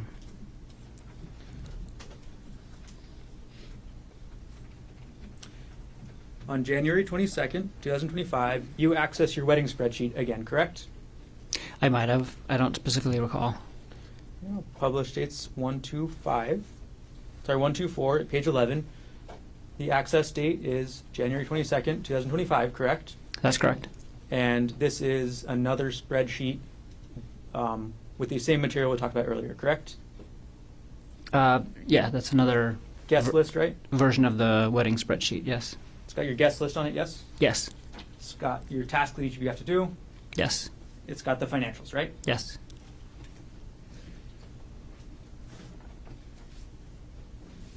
And on the same date, January 22nd, 2025, at 3:04 p.m., you view a document called Worthington Konig Wedding Room Block 9.14.18, correct? I don't remember doing that at all. You have no recollection of I this. have no recollection of doing that. It's the same date as the Excel spreadsheet, right? Yes. We're going to publish dates 124 at page 12. And again, if you can look, the file system last access date, January 22nd, 2025 at 3:04 p.m., correct? Yes, I see that. Okay. And in this document, this is the reservation for the venue of your wedding, correct? That's right. And it specifically shows how much that cost. Isn't that right? I have no recollection of what's on that document. No recollection. Okay, we'll publish to the next page.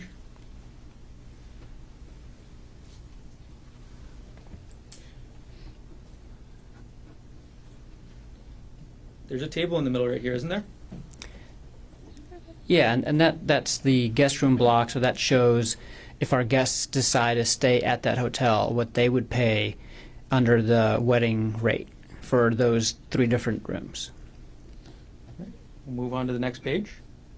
This is basically rules that you have to follow, or what you have to decide Sure. what the rules are.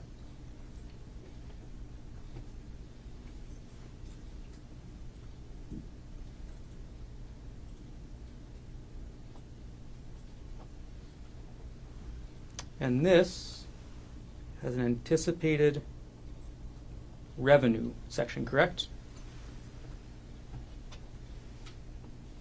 Yeah, so they had a minimum. So we were holding our wedding at this venue, and they had a minimum revenue that they needed to generate from room reservations from our guests, and that was the minimum. And the overall cost for your wedding was $55,000 approximately, correct? That sounds about right. I don't recall the exact number. But And you were is looking that in that document? I asked you in general. No. Oh, I'm just wondering where you got your number from. The overall cost from your wedding is from your spreadsheets, correct? Yes. So you're looking up multiple different spreadsheets with the cost, right? I have no recollection of looking at the wedding room block document. I don't have a recollection of looking at the wedding spreadsheet either, but I could potentially think of a reason why I would have done that. But I've no recollection of opening that wedding room block and have no idea why I would have done that. The next date that you open the wedding spreadsheet is February 24th, 2025. Isn't that correct? I don't remember opening the wedding spreadsheet, but You don't recall? Okay. You also open a document called Final Floral Proposal on March 14th, 2025. Isn't that correct? no, I don't think I did. I don't remember doing that. And if that's related to the wedding, I certainly did not look at the floral contract or whatever. What is it called? You're saying you did not look at the floral contract No. or the Final Floral Proposal. Is that right? I 100% did not look at the final floral proposal for our wedding in March. The published dates 124 at page 21. The document that we're looking at has a file name of Final Floral Proposal, correct? That's correct.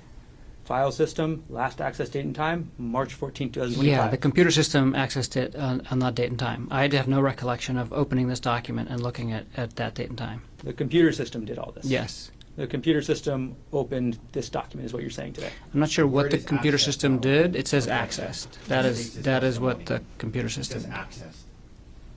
Just there. The computer system accessed this document, right? That's correct. Okay.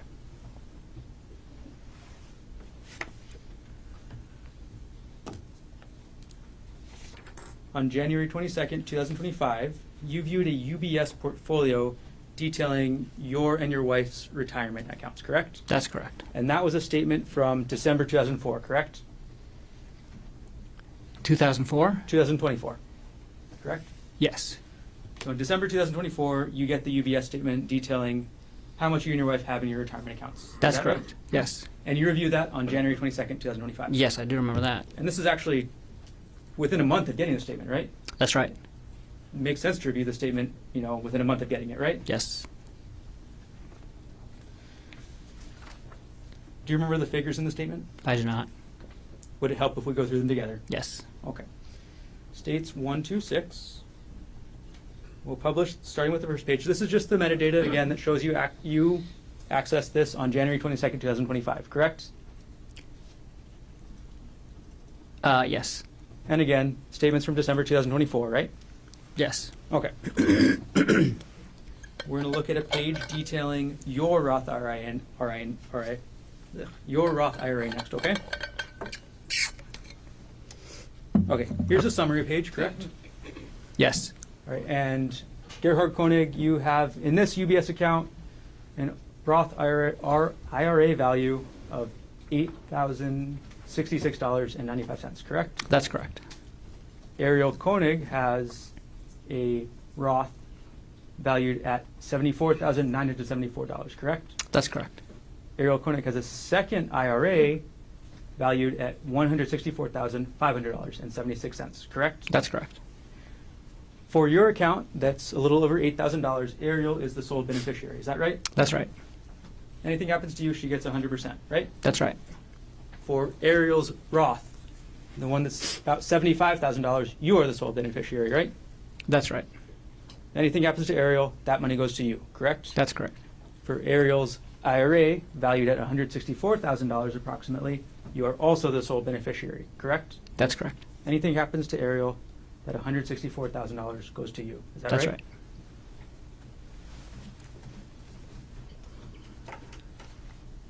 In January 22nd, 2025, that's about the same time that you're doing all your life insurance work, right? That's right. And that's the same, or around the same time that you send Arielle that email instructing her to get a $250,000 life insurance policy, correct? I did not instruct her to get that. It was a discussion that we had together, and the email was a summary of the product and the person to talk to after I contacted AAA. So I wasn't telling her to get life insurance. It was, here, contact this guy and ask for this product to get the life insurance that we discussed. And you sent that on January 21st, is that correct? I don't recall the exact date, but that sounds like it's the right date. On February 4th, 2025, you viewed a May 2022 pay stub for Arielle, isn't that correct? I'm sorry, say that again? On February 4th, 2025, at 2:29 p.m., you viewed a May 2022 pay stub for Arielle, correct? I have no recollection of that.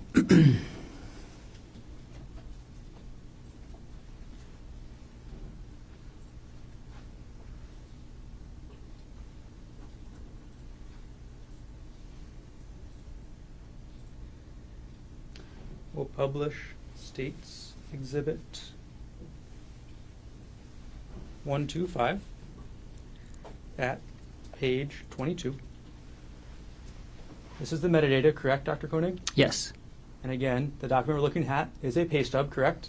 that's right. There's one pay stub from 2022 at the end of May.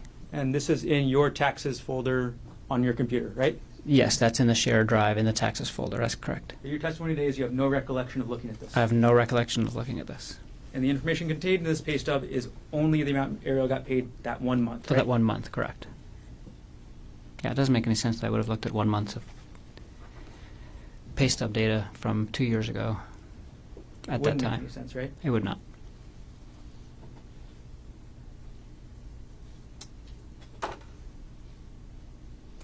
On March 14th, 2025, you viewed a 2018 Wealthfront account statement for Arielle. Isn't that correct? I don't have any recollection of that.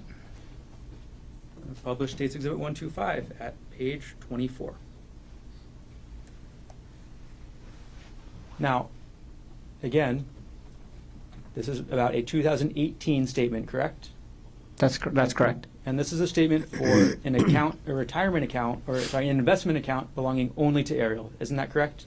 Yeah, but I don't even think she still had it at this point in time. So this was a Objection, non-responsive. yeah. I have no recollection. I have no recollection of looking at this document. Ask the question again. This document is from 2018, correct? That's correct. And again, no recollection. No recollection.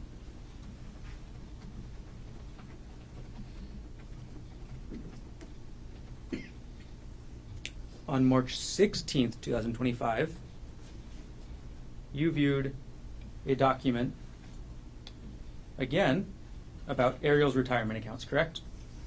I don't have a. I might have.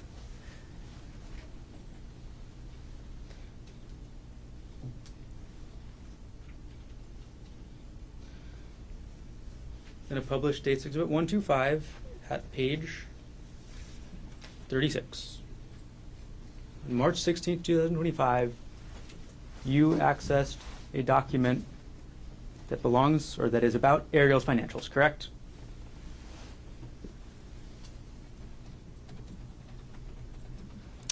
This is on my desktop. I don't know what's in that document.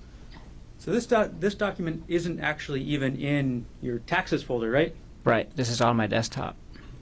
Meaning every time you open up your desktop, you see this document, right? No, I have probably 3 dozen different random documents that just tend to collect on my desktop. If I copy something and email it, sometimes I put it on my desktop for, during that time. I was not aware that this was on my desktop. I'm sure it was. That's the location of it, and I don't remember. I don't remember what this document is at all. This document is again from 2022, right? That's correct. And this is showing how much Arielle had in her Westinghouse retirement account in 2022. Is that right? I can't answer that unless I can look at the document. We'll publish the next page. This is a similar document to one that we viewed this morning, right?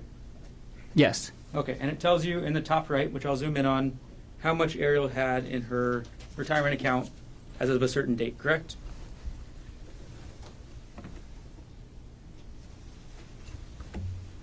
Yes. It says the total value of that account, and what's the date?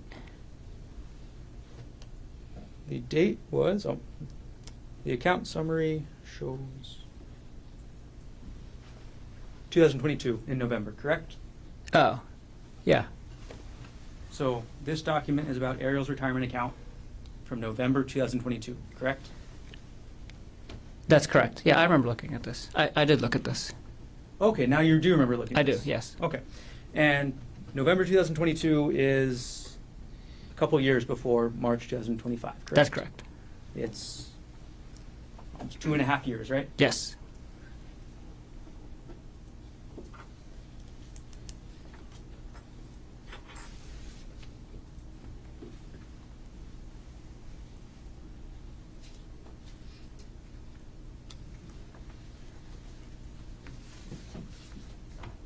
Now, you've been asked about your research into hiking, is that right? That's right. And you testified yesterday that you do a lot of hiking, right? I do. Isn't it true that there are only searches and computer data related to hiking between the dates of February 28, 2025 to March 4th, 2025 on that computer? That's correct. Well, objection. There was a search range in the search warrant. Do we speak in objections? There was a search range in the search warrant. This question was about the entire computer. Approach.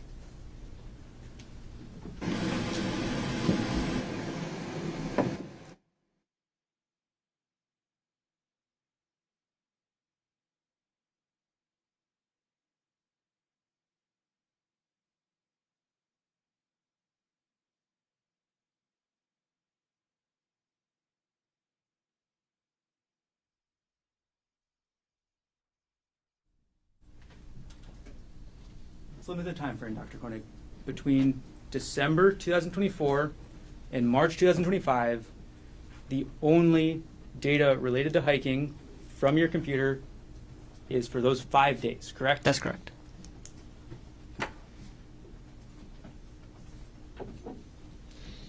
And in January 2025, you actually treated a woman in the course of your work for having a rock fall on her at a waterfall. Is that right? That's right. You saw the injuries that she got from that rock, correct? I did. You saw what kind of treatment she needed, right? Yes. And in February, at the end of February, that's when you started researching hikes, correct? That's correct. Published states 111. Publishing states 111 at page 1. On February 28th at 2:55 p.m., you searched Maui secret hikes, correct? I did. Then on the same date at 3:13 p.m., you searched secret hike Waikamai Falls, correct? That's correct. Then a couple minutes later on the same day, you move on to Oahu, correct? Yes. And you search best Oahu hikes, right? That's right. And by this time, you know that you're going to be taking, or you've discussed this Oahu trip with Arielle, correct? Yes. And the start of your search for Oahu is best hikes Oahu, right? That's right.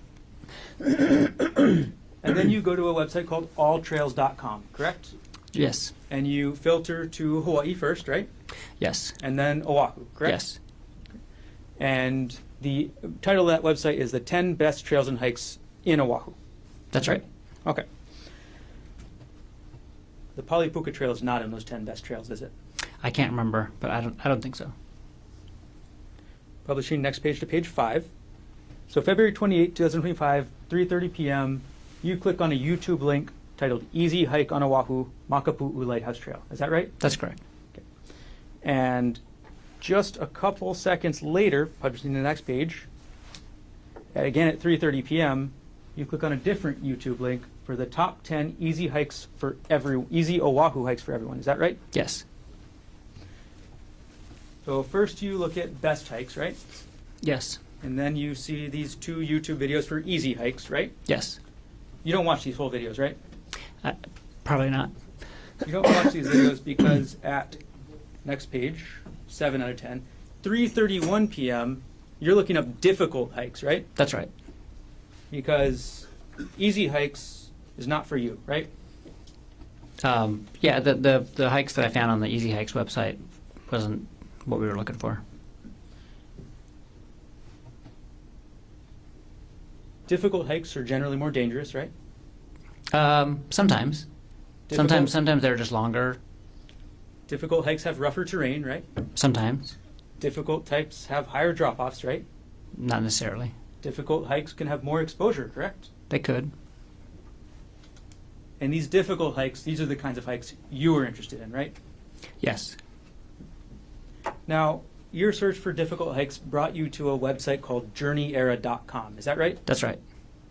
And the first page you looked at on journeyera.com, I'm going to scroll to page 8 of this exhibit, is the URL just says Oahu hikes. Is that right? That's right.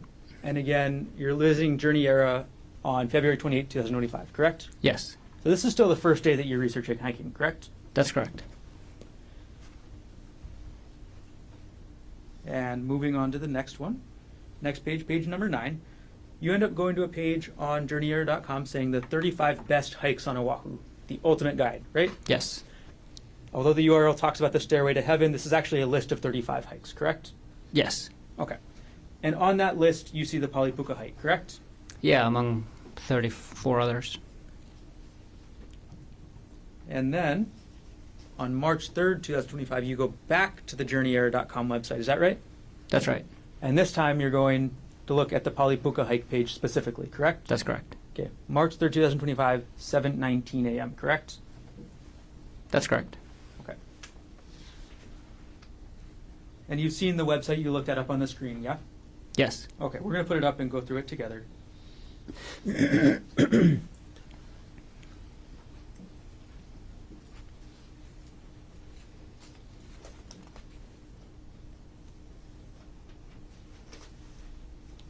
All right, this is the front page of the website, right? Yes. All right, we're going to go to page 2. When you read this, you saw that sentence that says, the Pali Lookout itself is a popular tourist spot, but 99% of visitors to the lookout don't hike. They just look over the valley. You saw that sentence, right? I'm sure I did. Yeah. And then you saw the page that describes the hike, isn't that right? That's right. You read the description? Yes. So you read the description that says, the hike isn't necessarily dangerous, but much of the path is on the edge of a huge drop-off. You read that, right? I'm sure I did. And you read the sentence that says, does that make it dangerous? You decide. I'm sure I did. I remember reading this whole article. So you remember reading the whole article. Yes. You remember reading the part that says that the hike spits you out on the edge of a cliff with a huge drop-off. If it says that, then I read that. You remember looking at this picture of the hike, right? Yes. And you see this picture, and this is what you want to do. Yes. This is the hike you want to take Arielle on, right? Yes. Next page.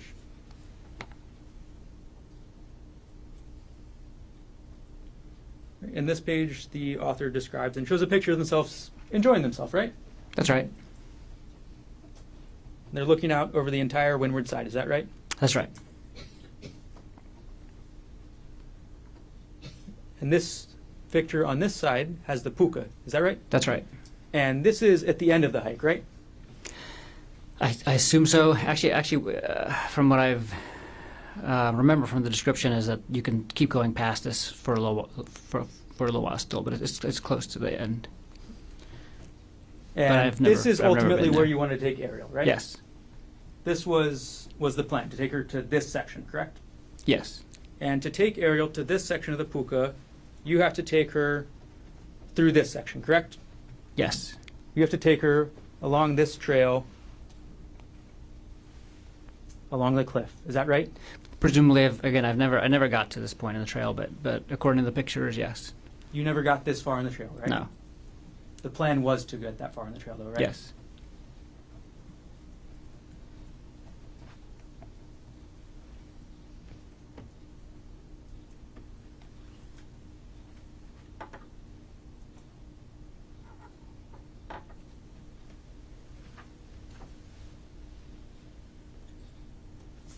And then you saw the end of the article. Sorry, I'll put it back up. You saw the end of the article where it gives you advice, right? Where it says, be safe going down and take it slow, as it can be slippery and the drop looks very unforgiving. Yes. You read that, right? Yes.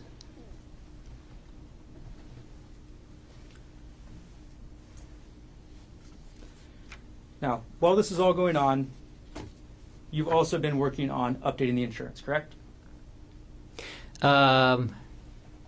Yeah, so we applied at the end of January, and this was March 4th. Yeah, by this time I think Aries' policy had already gone through, and either one, and maybe one of my policies did, but not both. Your insurance policy doesn't go through partially until March 12th and then completely on March 24th. Is that correct? That sounds right. On March 17th, you actually search up Arielle's profile on Facebook again. Is that correct? I don't have a specific recollection of that, but I probably did. And on March 4th, 2025, you were also looking at WhatsApp again, correct? Probably. I was using WhatsApp every day You were using WhatsApp every day. for work. Now,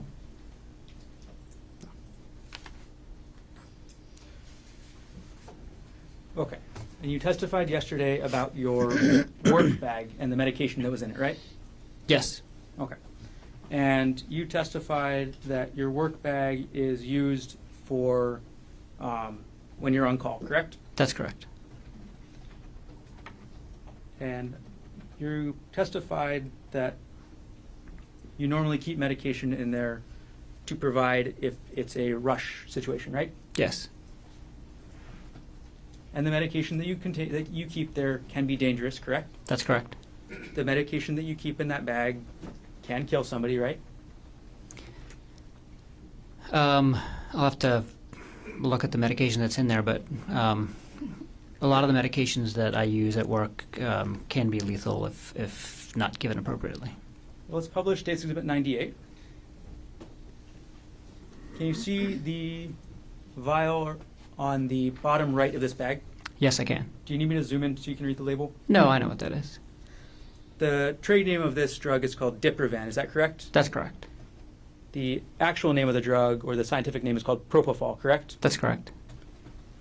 Propofol is one of the main drugs that actually, I'll use a non-scientific word, puts you to sleep during anesthesia, correct? It's a very common drug that we use to initiate and sometimes maintain anesthesia. Propofol is rather famous, right? Yes. Propofol is the drug that killed Michael Jackson, is that right? That's right. You've heard of that story, of course? Yes. Okay. It is not a controlled substance, that's correct? That's correct. Okay. And you actually have a controlled substance license yourself, too, right? I do. So you can carry more dangerous drugs than propofol, correct? Yeah, I don't think I can. I think because my controlled substance license doesn't allow me to dispense; it just allows me to administer. And so, all of our controlled substances are controlled at all of the locations where we work. And so we have to check them out and check them back in, and then document all of the vials that we used during the day. I've never taken controlled substances home. I would never. It's not something I want to get into. So I don't even know if it's allowed under my license, but I can administer it.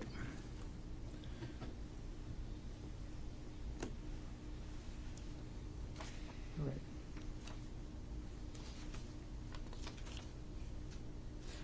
Now, let's take this exhibit down. And let's talk about March 24th, 2025. It was a normal morning, right? Yes. You and Arielle weren't fighting when you woke up at the hotel, correct? No. You gave her that birthday card, right? Yes. And then you and Arielle go to the bakery and get breakfast, correct? No, we went and got breakfast in the hotel. Got it. And then you go to the bakery to get coffee, right? Coffee and pastries, yeah. And then you and Arielle head out in your rental car up to the Pali Puka. Is that right? That's right. You drive up the Pali Highway, right? Yes. And you park in the parking lot at the Pali Lookout, correct? That's right. Okay. And you knew from your research into this hike that 99% of the people up at that lookout would not be going on the trail, correct? Yeah, I didn't know the actual amount, but I knew the lookout was popular and the hike was less popular. And that actually said 99% versus 1%, right? Where did what say? The oh, website you researched. the Journey Ear article. Oh yeah, that did say that.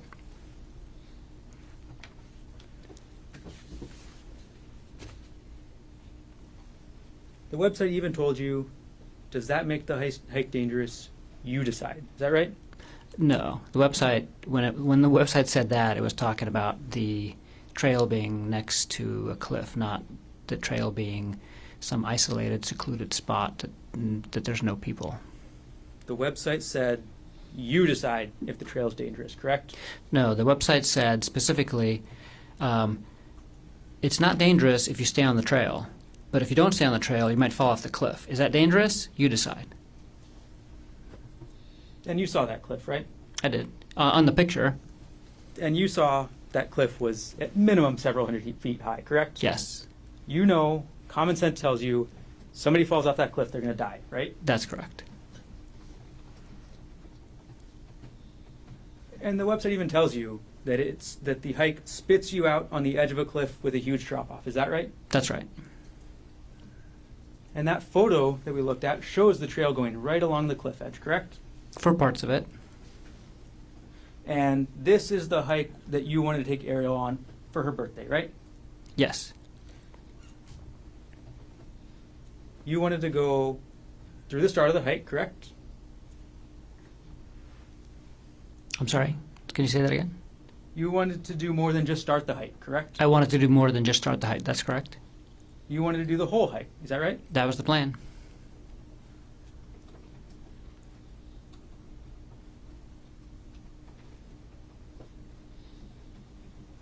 You wanted to take Arielle through that cliffside path that we saw in that photo, correct? Yeah, I wanted to take her on the hike and go with her on the hike and make it all the way to the puka. That was the plan. In Publishing States Exhibit 122, you wanted to take Arielle along this path, right? That's right. Wouldn't you agree that that path is right on the edge of the cliff? Yeah, it's very, very close to the edge of the cliff. It's a narrow path, right? It's a narrow path, and then there's a little narrow strip of grass and rocks, and then there's the cliff. An empty void, right? Yes. Nothing to hold on to, right? For this part of the trail, not much. I mean, there's some brush on the other side, but you have to really watch your step. But Arielle didn't go that far on the trail that day, did she? No. 'Cause Arielle didn't want to hike anymore, right? Yeah, there came a point in time where Arielle did not want to hike anymore. Arielle deviated from your plan to go up this part of the trail, right? I wouldn't characterize it like that. Well, you planned to go up this part of the trail, correct? That's correct. And Arielle didn't follow through with that part of the plan, right? Yeah.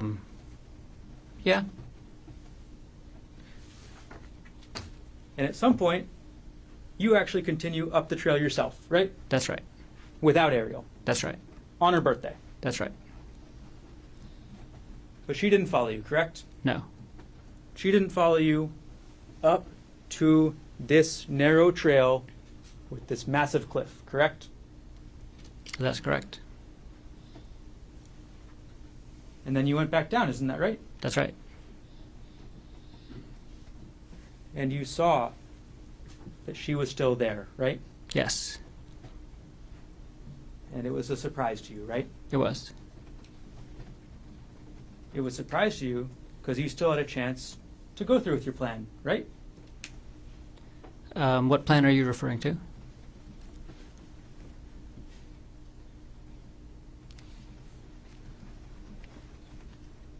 It was a surprise because you still had a chance to go through with your plan to push Arielle off the cliff. Isn't that right?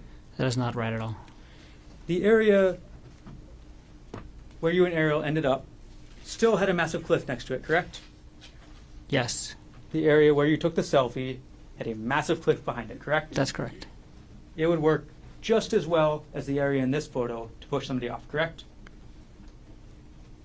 It would work just as well to push somebody off. What do you, like, I don't understand the question. Well, somebody would be just as dead if they fell off this part or if they fell off the part where you guys ended up. Absolutely.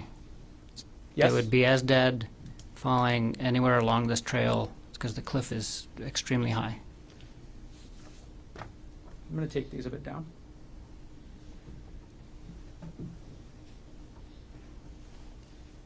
Before we get to the final parts of the trail, you testified this morning, and you said, please do correct me if I'm wrong here, that you were not sexually demanding of Arielle. Is that correct?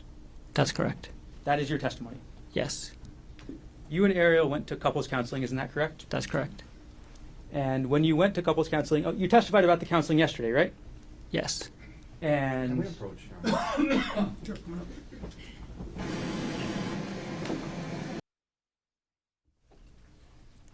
Dr. Konig, just to clarify one more time, you testified this morning that you were not sexually demanding towards Arielle. Is that correct? I think the question was if I ever demanded sex of Ari, and I've never demanded sex of Ari. So you never demanded it, right? That's right. How often did you want to have sex with Arielle? There was no specific number of times. It was up to every other day, right? Was what up to every other day? You wanted to have sex with Arielle and of an amount up to every other day. Isn't that correct? At some points in our relationship, we had sex, I'm sure, every other day for, that period of time, but there was never a point in our relationship where I... What's the question? So, in December 2024, Okay. after you confronted Arielle about this relationship, you Yes. still wanted to have sex with her every other day. That is Correct. not true. We had sex for a portion of December, and it was not every other day, and I never demanded to have sex with her every other day in December or at any point in time in our relationship.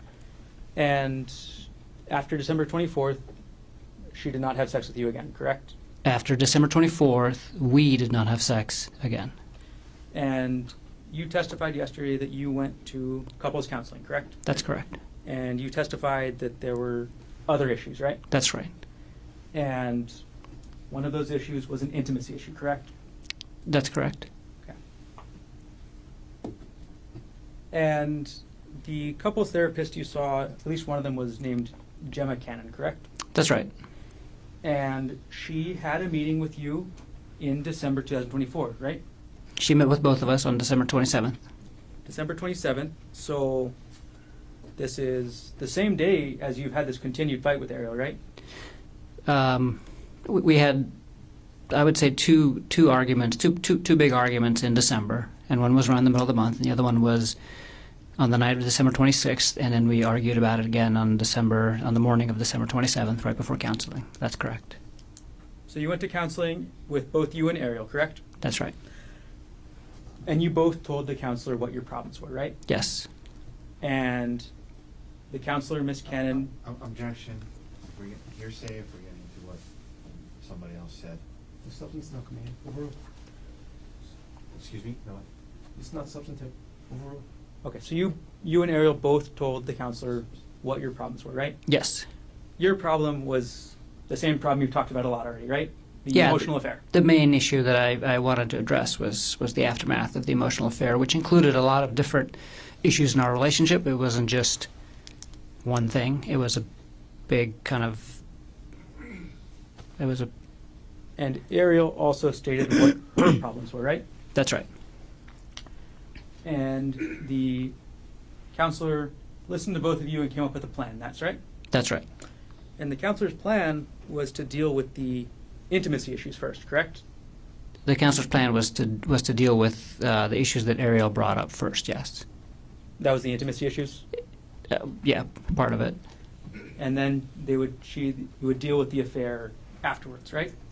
Yes, and not afterwards, but because again, these are not just like things you check off, off of a to-do list.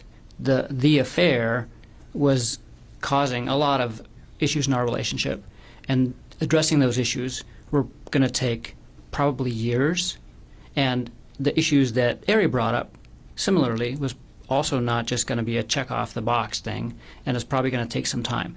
And the counselor said that she's going to start off with the other issues, and not start off with the affair issues, but it wasn't just like we were going to finish the one, check it off the box, and then move on to the next. There's overlapping issues, and it's all to do with the relationship, and so it's not fair to characterize it like we were going to finish one and then move on to the other. But we were definitely going to. She said, we're going to basically let's prioritize talking about the issues that she brought up first. Gerhardt, are you okay with waiting to address a lot of the issues to do with the affair until later in therapy? And I said, absolutely. And you testified yesterday that those issues about the affair were never really resolved. Is that right? No. Yes, that's right. So, talked about Arielle's issues, and the issues you brought up were never resolved. Correct? I'm sorry. Ask that again. The first priority was Arielle's issues, the intimacy issues. Correct? The first priority was Ariel's issues, and intimacy was one of them. And then your issue, the emotional affair, was never addressed. Correct? And our issue, the affair, wasn't adequately addressed ever either. And neither were the emotional issues. And I have to say, part of the affair and the aftermath of the affair, I had emotional issues, intimacy issues as well with her. So the intimacy issues went both ways. And when we... Just I'm going to ask my next question. Go ahead, sorry.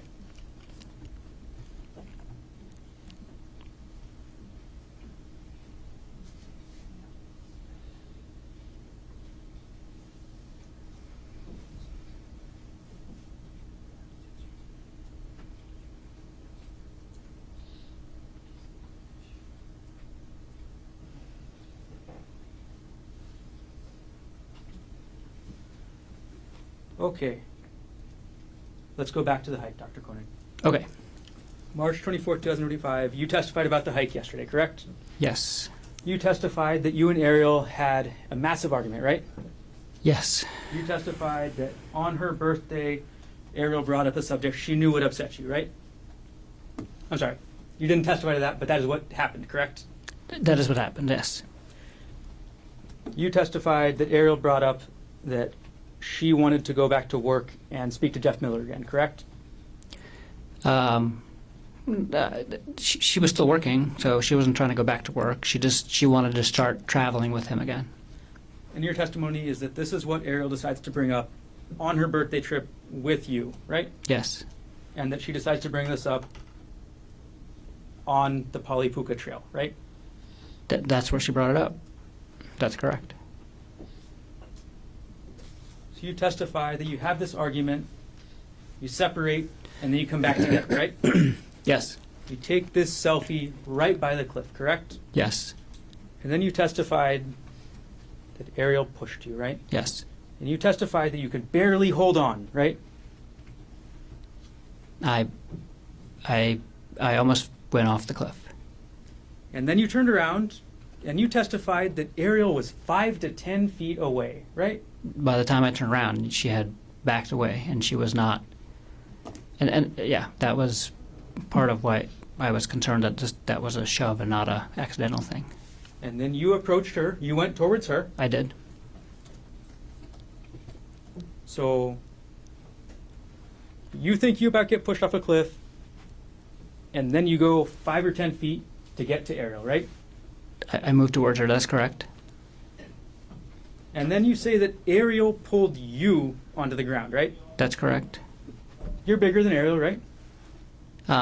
Yes. You have at least, or at the time of the offense, or at the time of the incident, you had at least 20 pounds on her, right? Yeah, roughly 20 pounds. You're stronger than her, right? Probably. You're a doctor, so you know that men generally are stronger than women, correct? Yes. It's just a scientific matter of testosterone, right? That's true. But you testify that Arielle managed to pull you to the ground, and she pulled you on top of her, right? That's correct. Okay. Then you testified that Arielle wouldn't let you go from on top of her, right? That's correct. You testified that she wrapped her legs around you, right? She wrapped at least one leg around me, yes. Yesterday you said legs, right? I think I said leg. It was at least one. And you testified that she grabbed your testicles, right? She did. And that she wouldn't let go, right? That's right.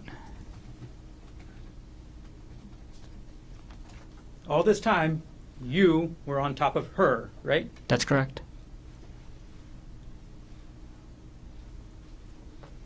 And then you testified that Arielle took that rock. I'm going to grab Exhibit 2 right now.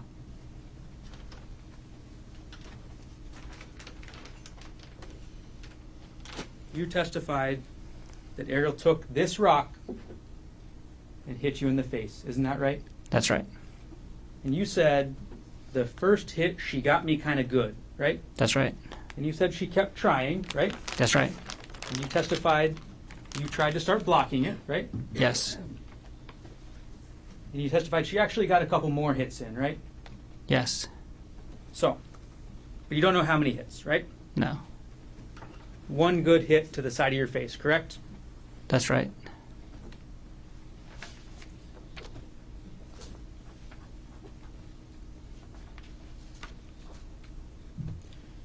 I'm going to publish State's Exhibit 236.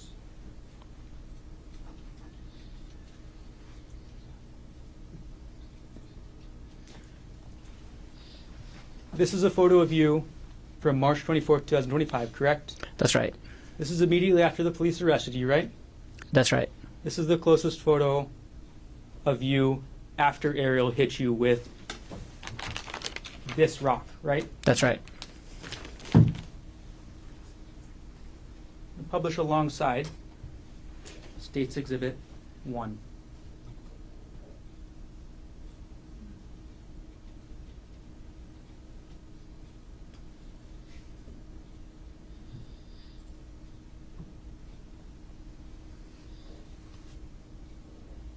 Okay, so on the right side, we have you after Arielle got one good hit with you with the rock, right? That's right. And on the right side, we have you after Arielle kept hitting you with the rock and got a couple other less good hits. Is that right? That's right. On the left side of the screen, you testified that you hit Arielle 2 times, right? That's correct.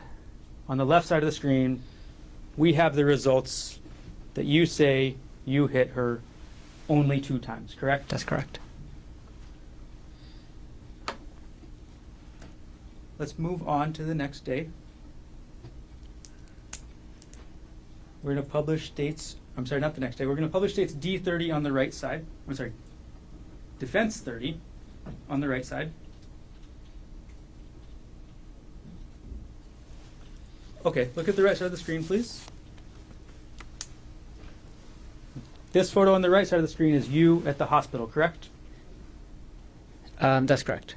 You at the hospital on the night of March 24th, 2025, correct? That's correct. This is you at the hospital after Arielle got a good hit on you with this rock, correct? That's right. On the left side of the screen, I'm going to put up States 23.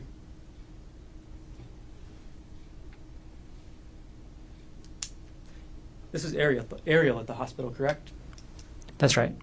This is Arielle at the hospital after your 2 hits, correct? That's right.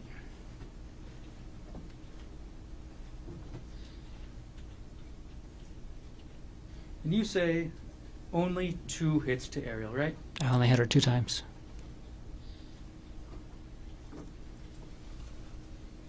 This is the front of Arielle's face after those 2 hits, right? Yes. Which exhibit? States 22. Thank you. Put up states 27. This is Arielle's hand after those. This is Arielle's hand after those 2 hits, right? Yes.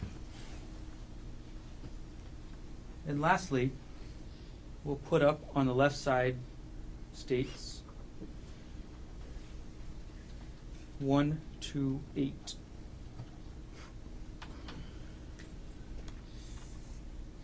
On the left side of the screen, that's Arielle on March 25th, 2025, correct?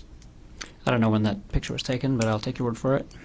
That's Arielle the day afterwards, right?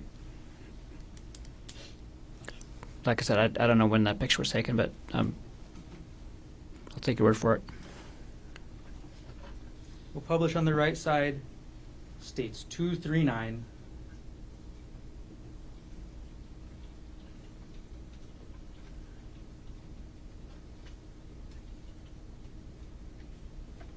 We'll flip it upside correctly.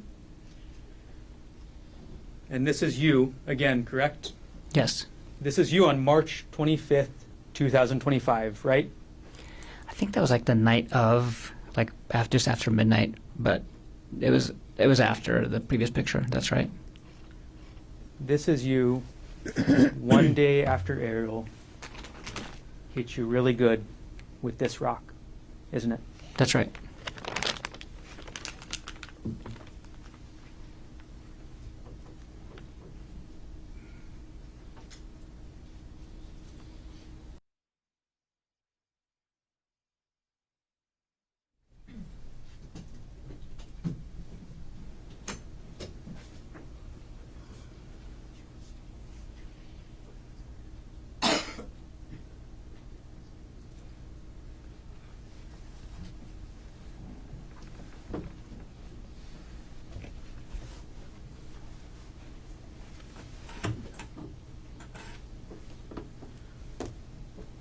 Dr. Konig, we're going to keep this very limited. I'm going to go through 2 situations.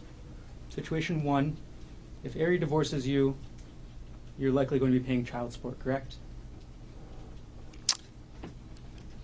Yes. And you know from your last marriage, that's very expensive, right? It's not that expensive, but You paid almost $30,000 a year in 2018, correct? it's not a reason why I wouldn't divorce her if we had a good reason for it. That's all I'm saying. If Arielle divorces you, if she divorces you, you're likely the one that's going to be paying child support. That's correct? If we ended up getting a divorce, I would be paying child support. Correct. If Arielle ends up divorcing you, you don't get anything from her life insurance, correct? If Arielle, if we get divorced, neither one of us gets either one of our life insurances. Arielle divorces you, you don't get any of her retirement accounts, correct? If we get divorced, well, that's not true. No. If we get divorced, Arielle might get some of my retirement account because my retirement account is much bigger than hers. The question was, if Arielle divorces you, you do not get her retirement account, correct? That's this is a question of law. It's not that's overruled. I know that the retirement accounts are going to be. I know that retirement account division is part of divorce, and I know that there's a lot of things that go into that calculation. I know that my retirement account is much bigger than her retirement account, and I'm not sure what portions we'll be able to keep because it's based on when the contributions were made and things like that. You know that you're likely not going to be taking her retirement if she divorces you, correct? Like I said, I don't know what's going to come of all that. It's a complicated. It's much more complicated than the life insurance issue, for example. And you know that if Ari divorces you, a likely outcome would be 50-50 custody, correct? It depends on the circumstances of the divorce. You knew before March 24, 2025, that if Arielle divorced you, 50-50 custody is generally standard, correct? Yes, absolutely, and that's what I would have been advocating for. Second scenario, if Ari dies, you don't pay any child support, correct?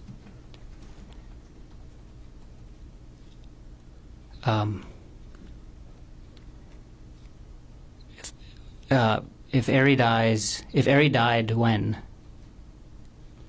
If Arielle Konig dies, you're not going to be paying her any child support, correct? If Ari dies, and yes, I would not be paying. Yes, I would not be paying a dead person child support. Yes. If Arielle dies, you get the $250,000 life insurance policy she took out, correct? Yes. That your suggestion, correct?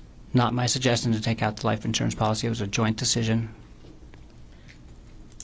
If Arielle dies, you get $250,000 from her retirement, correct?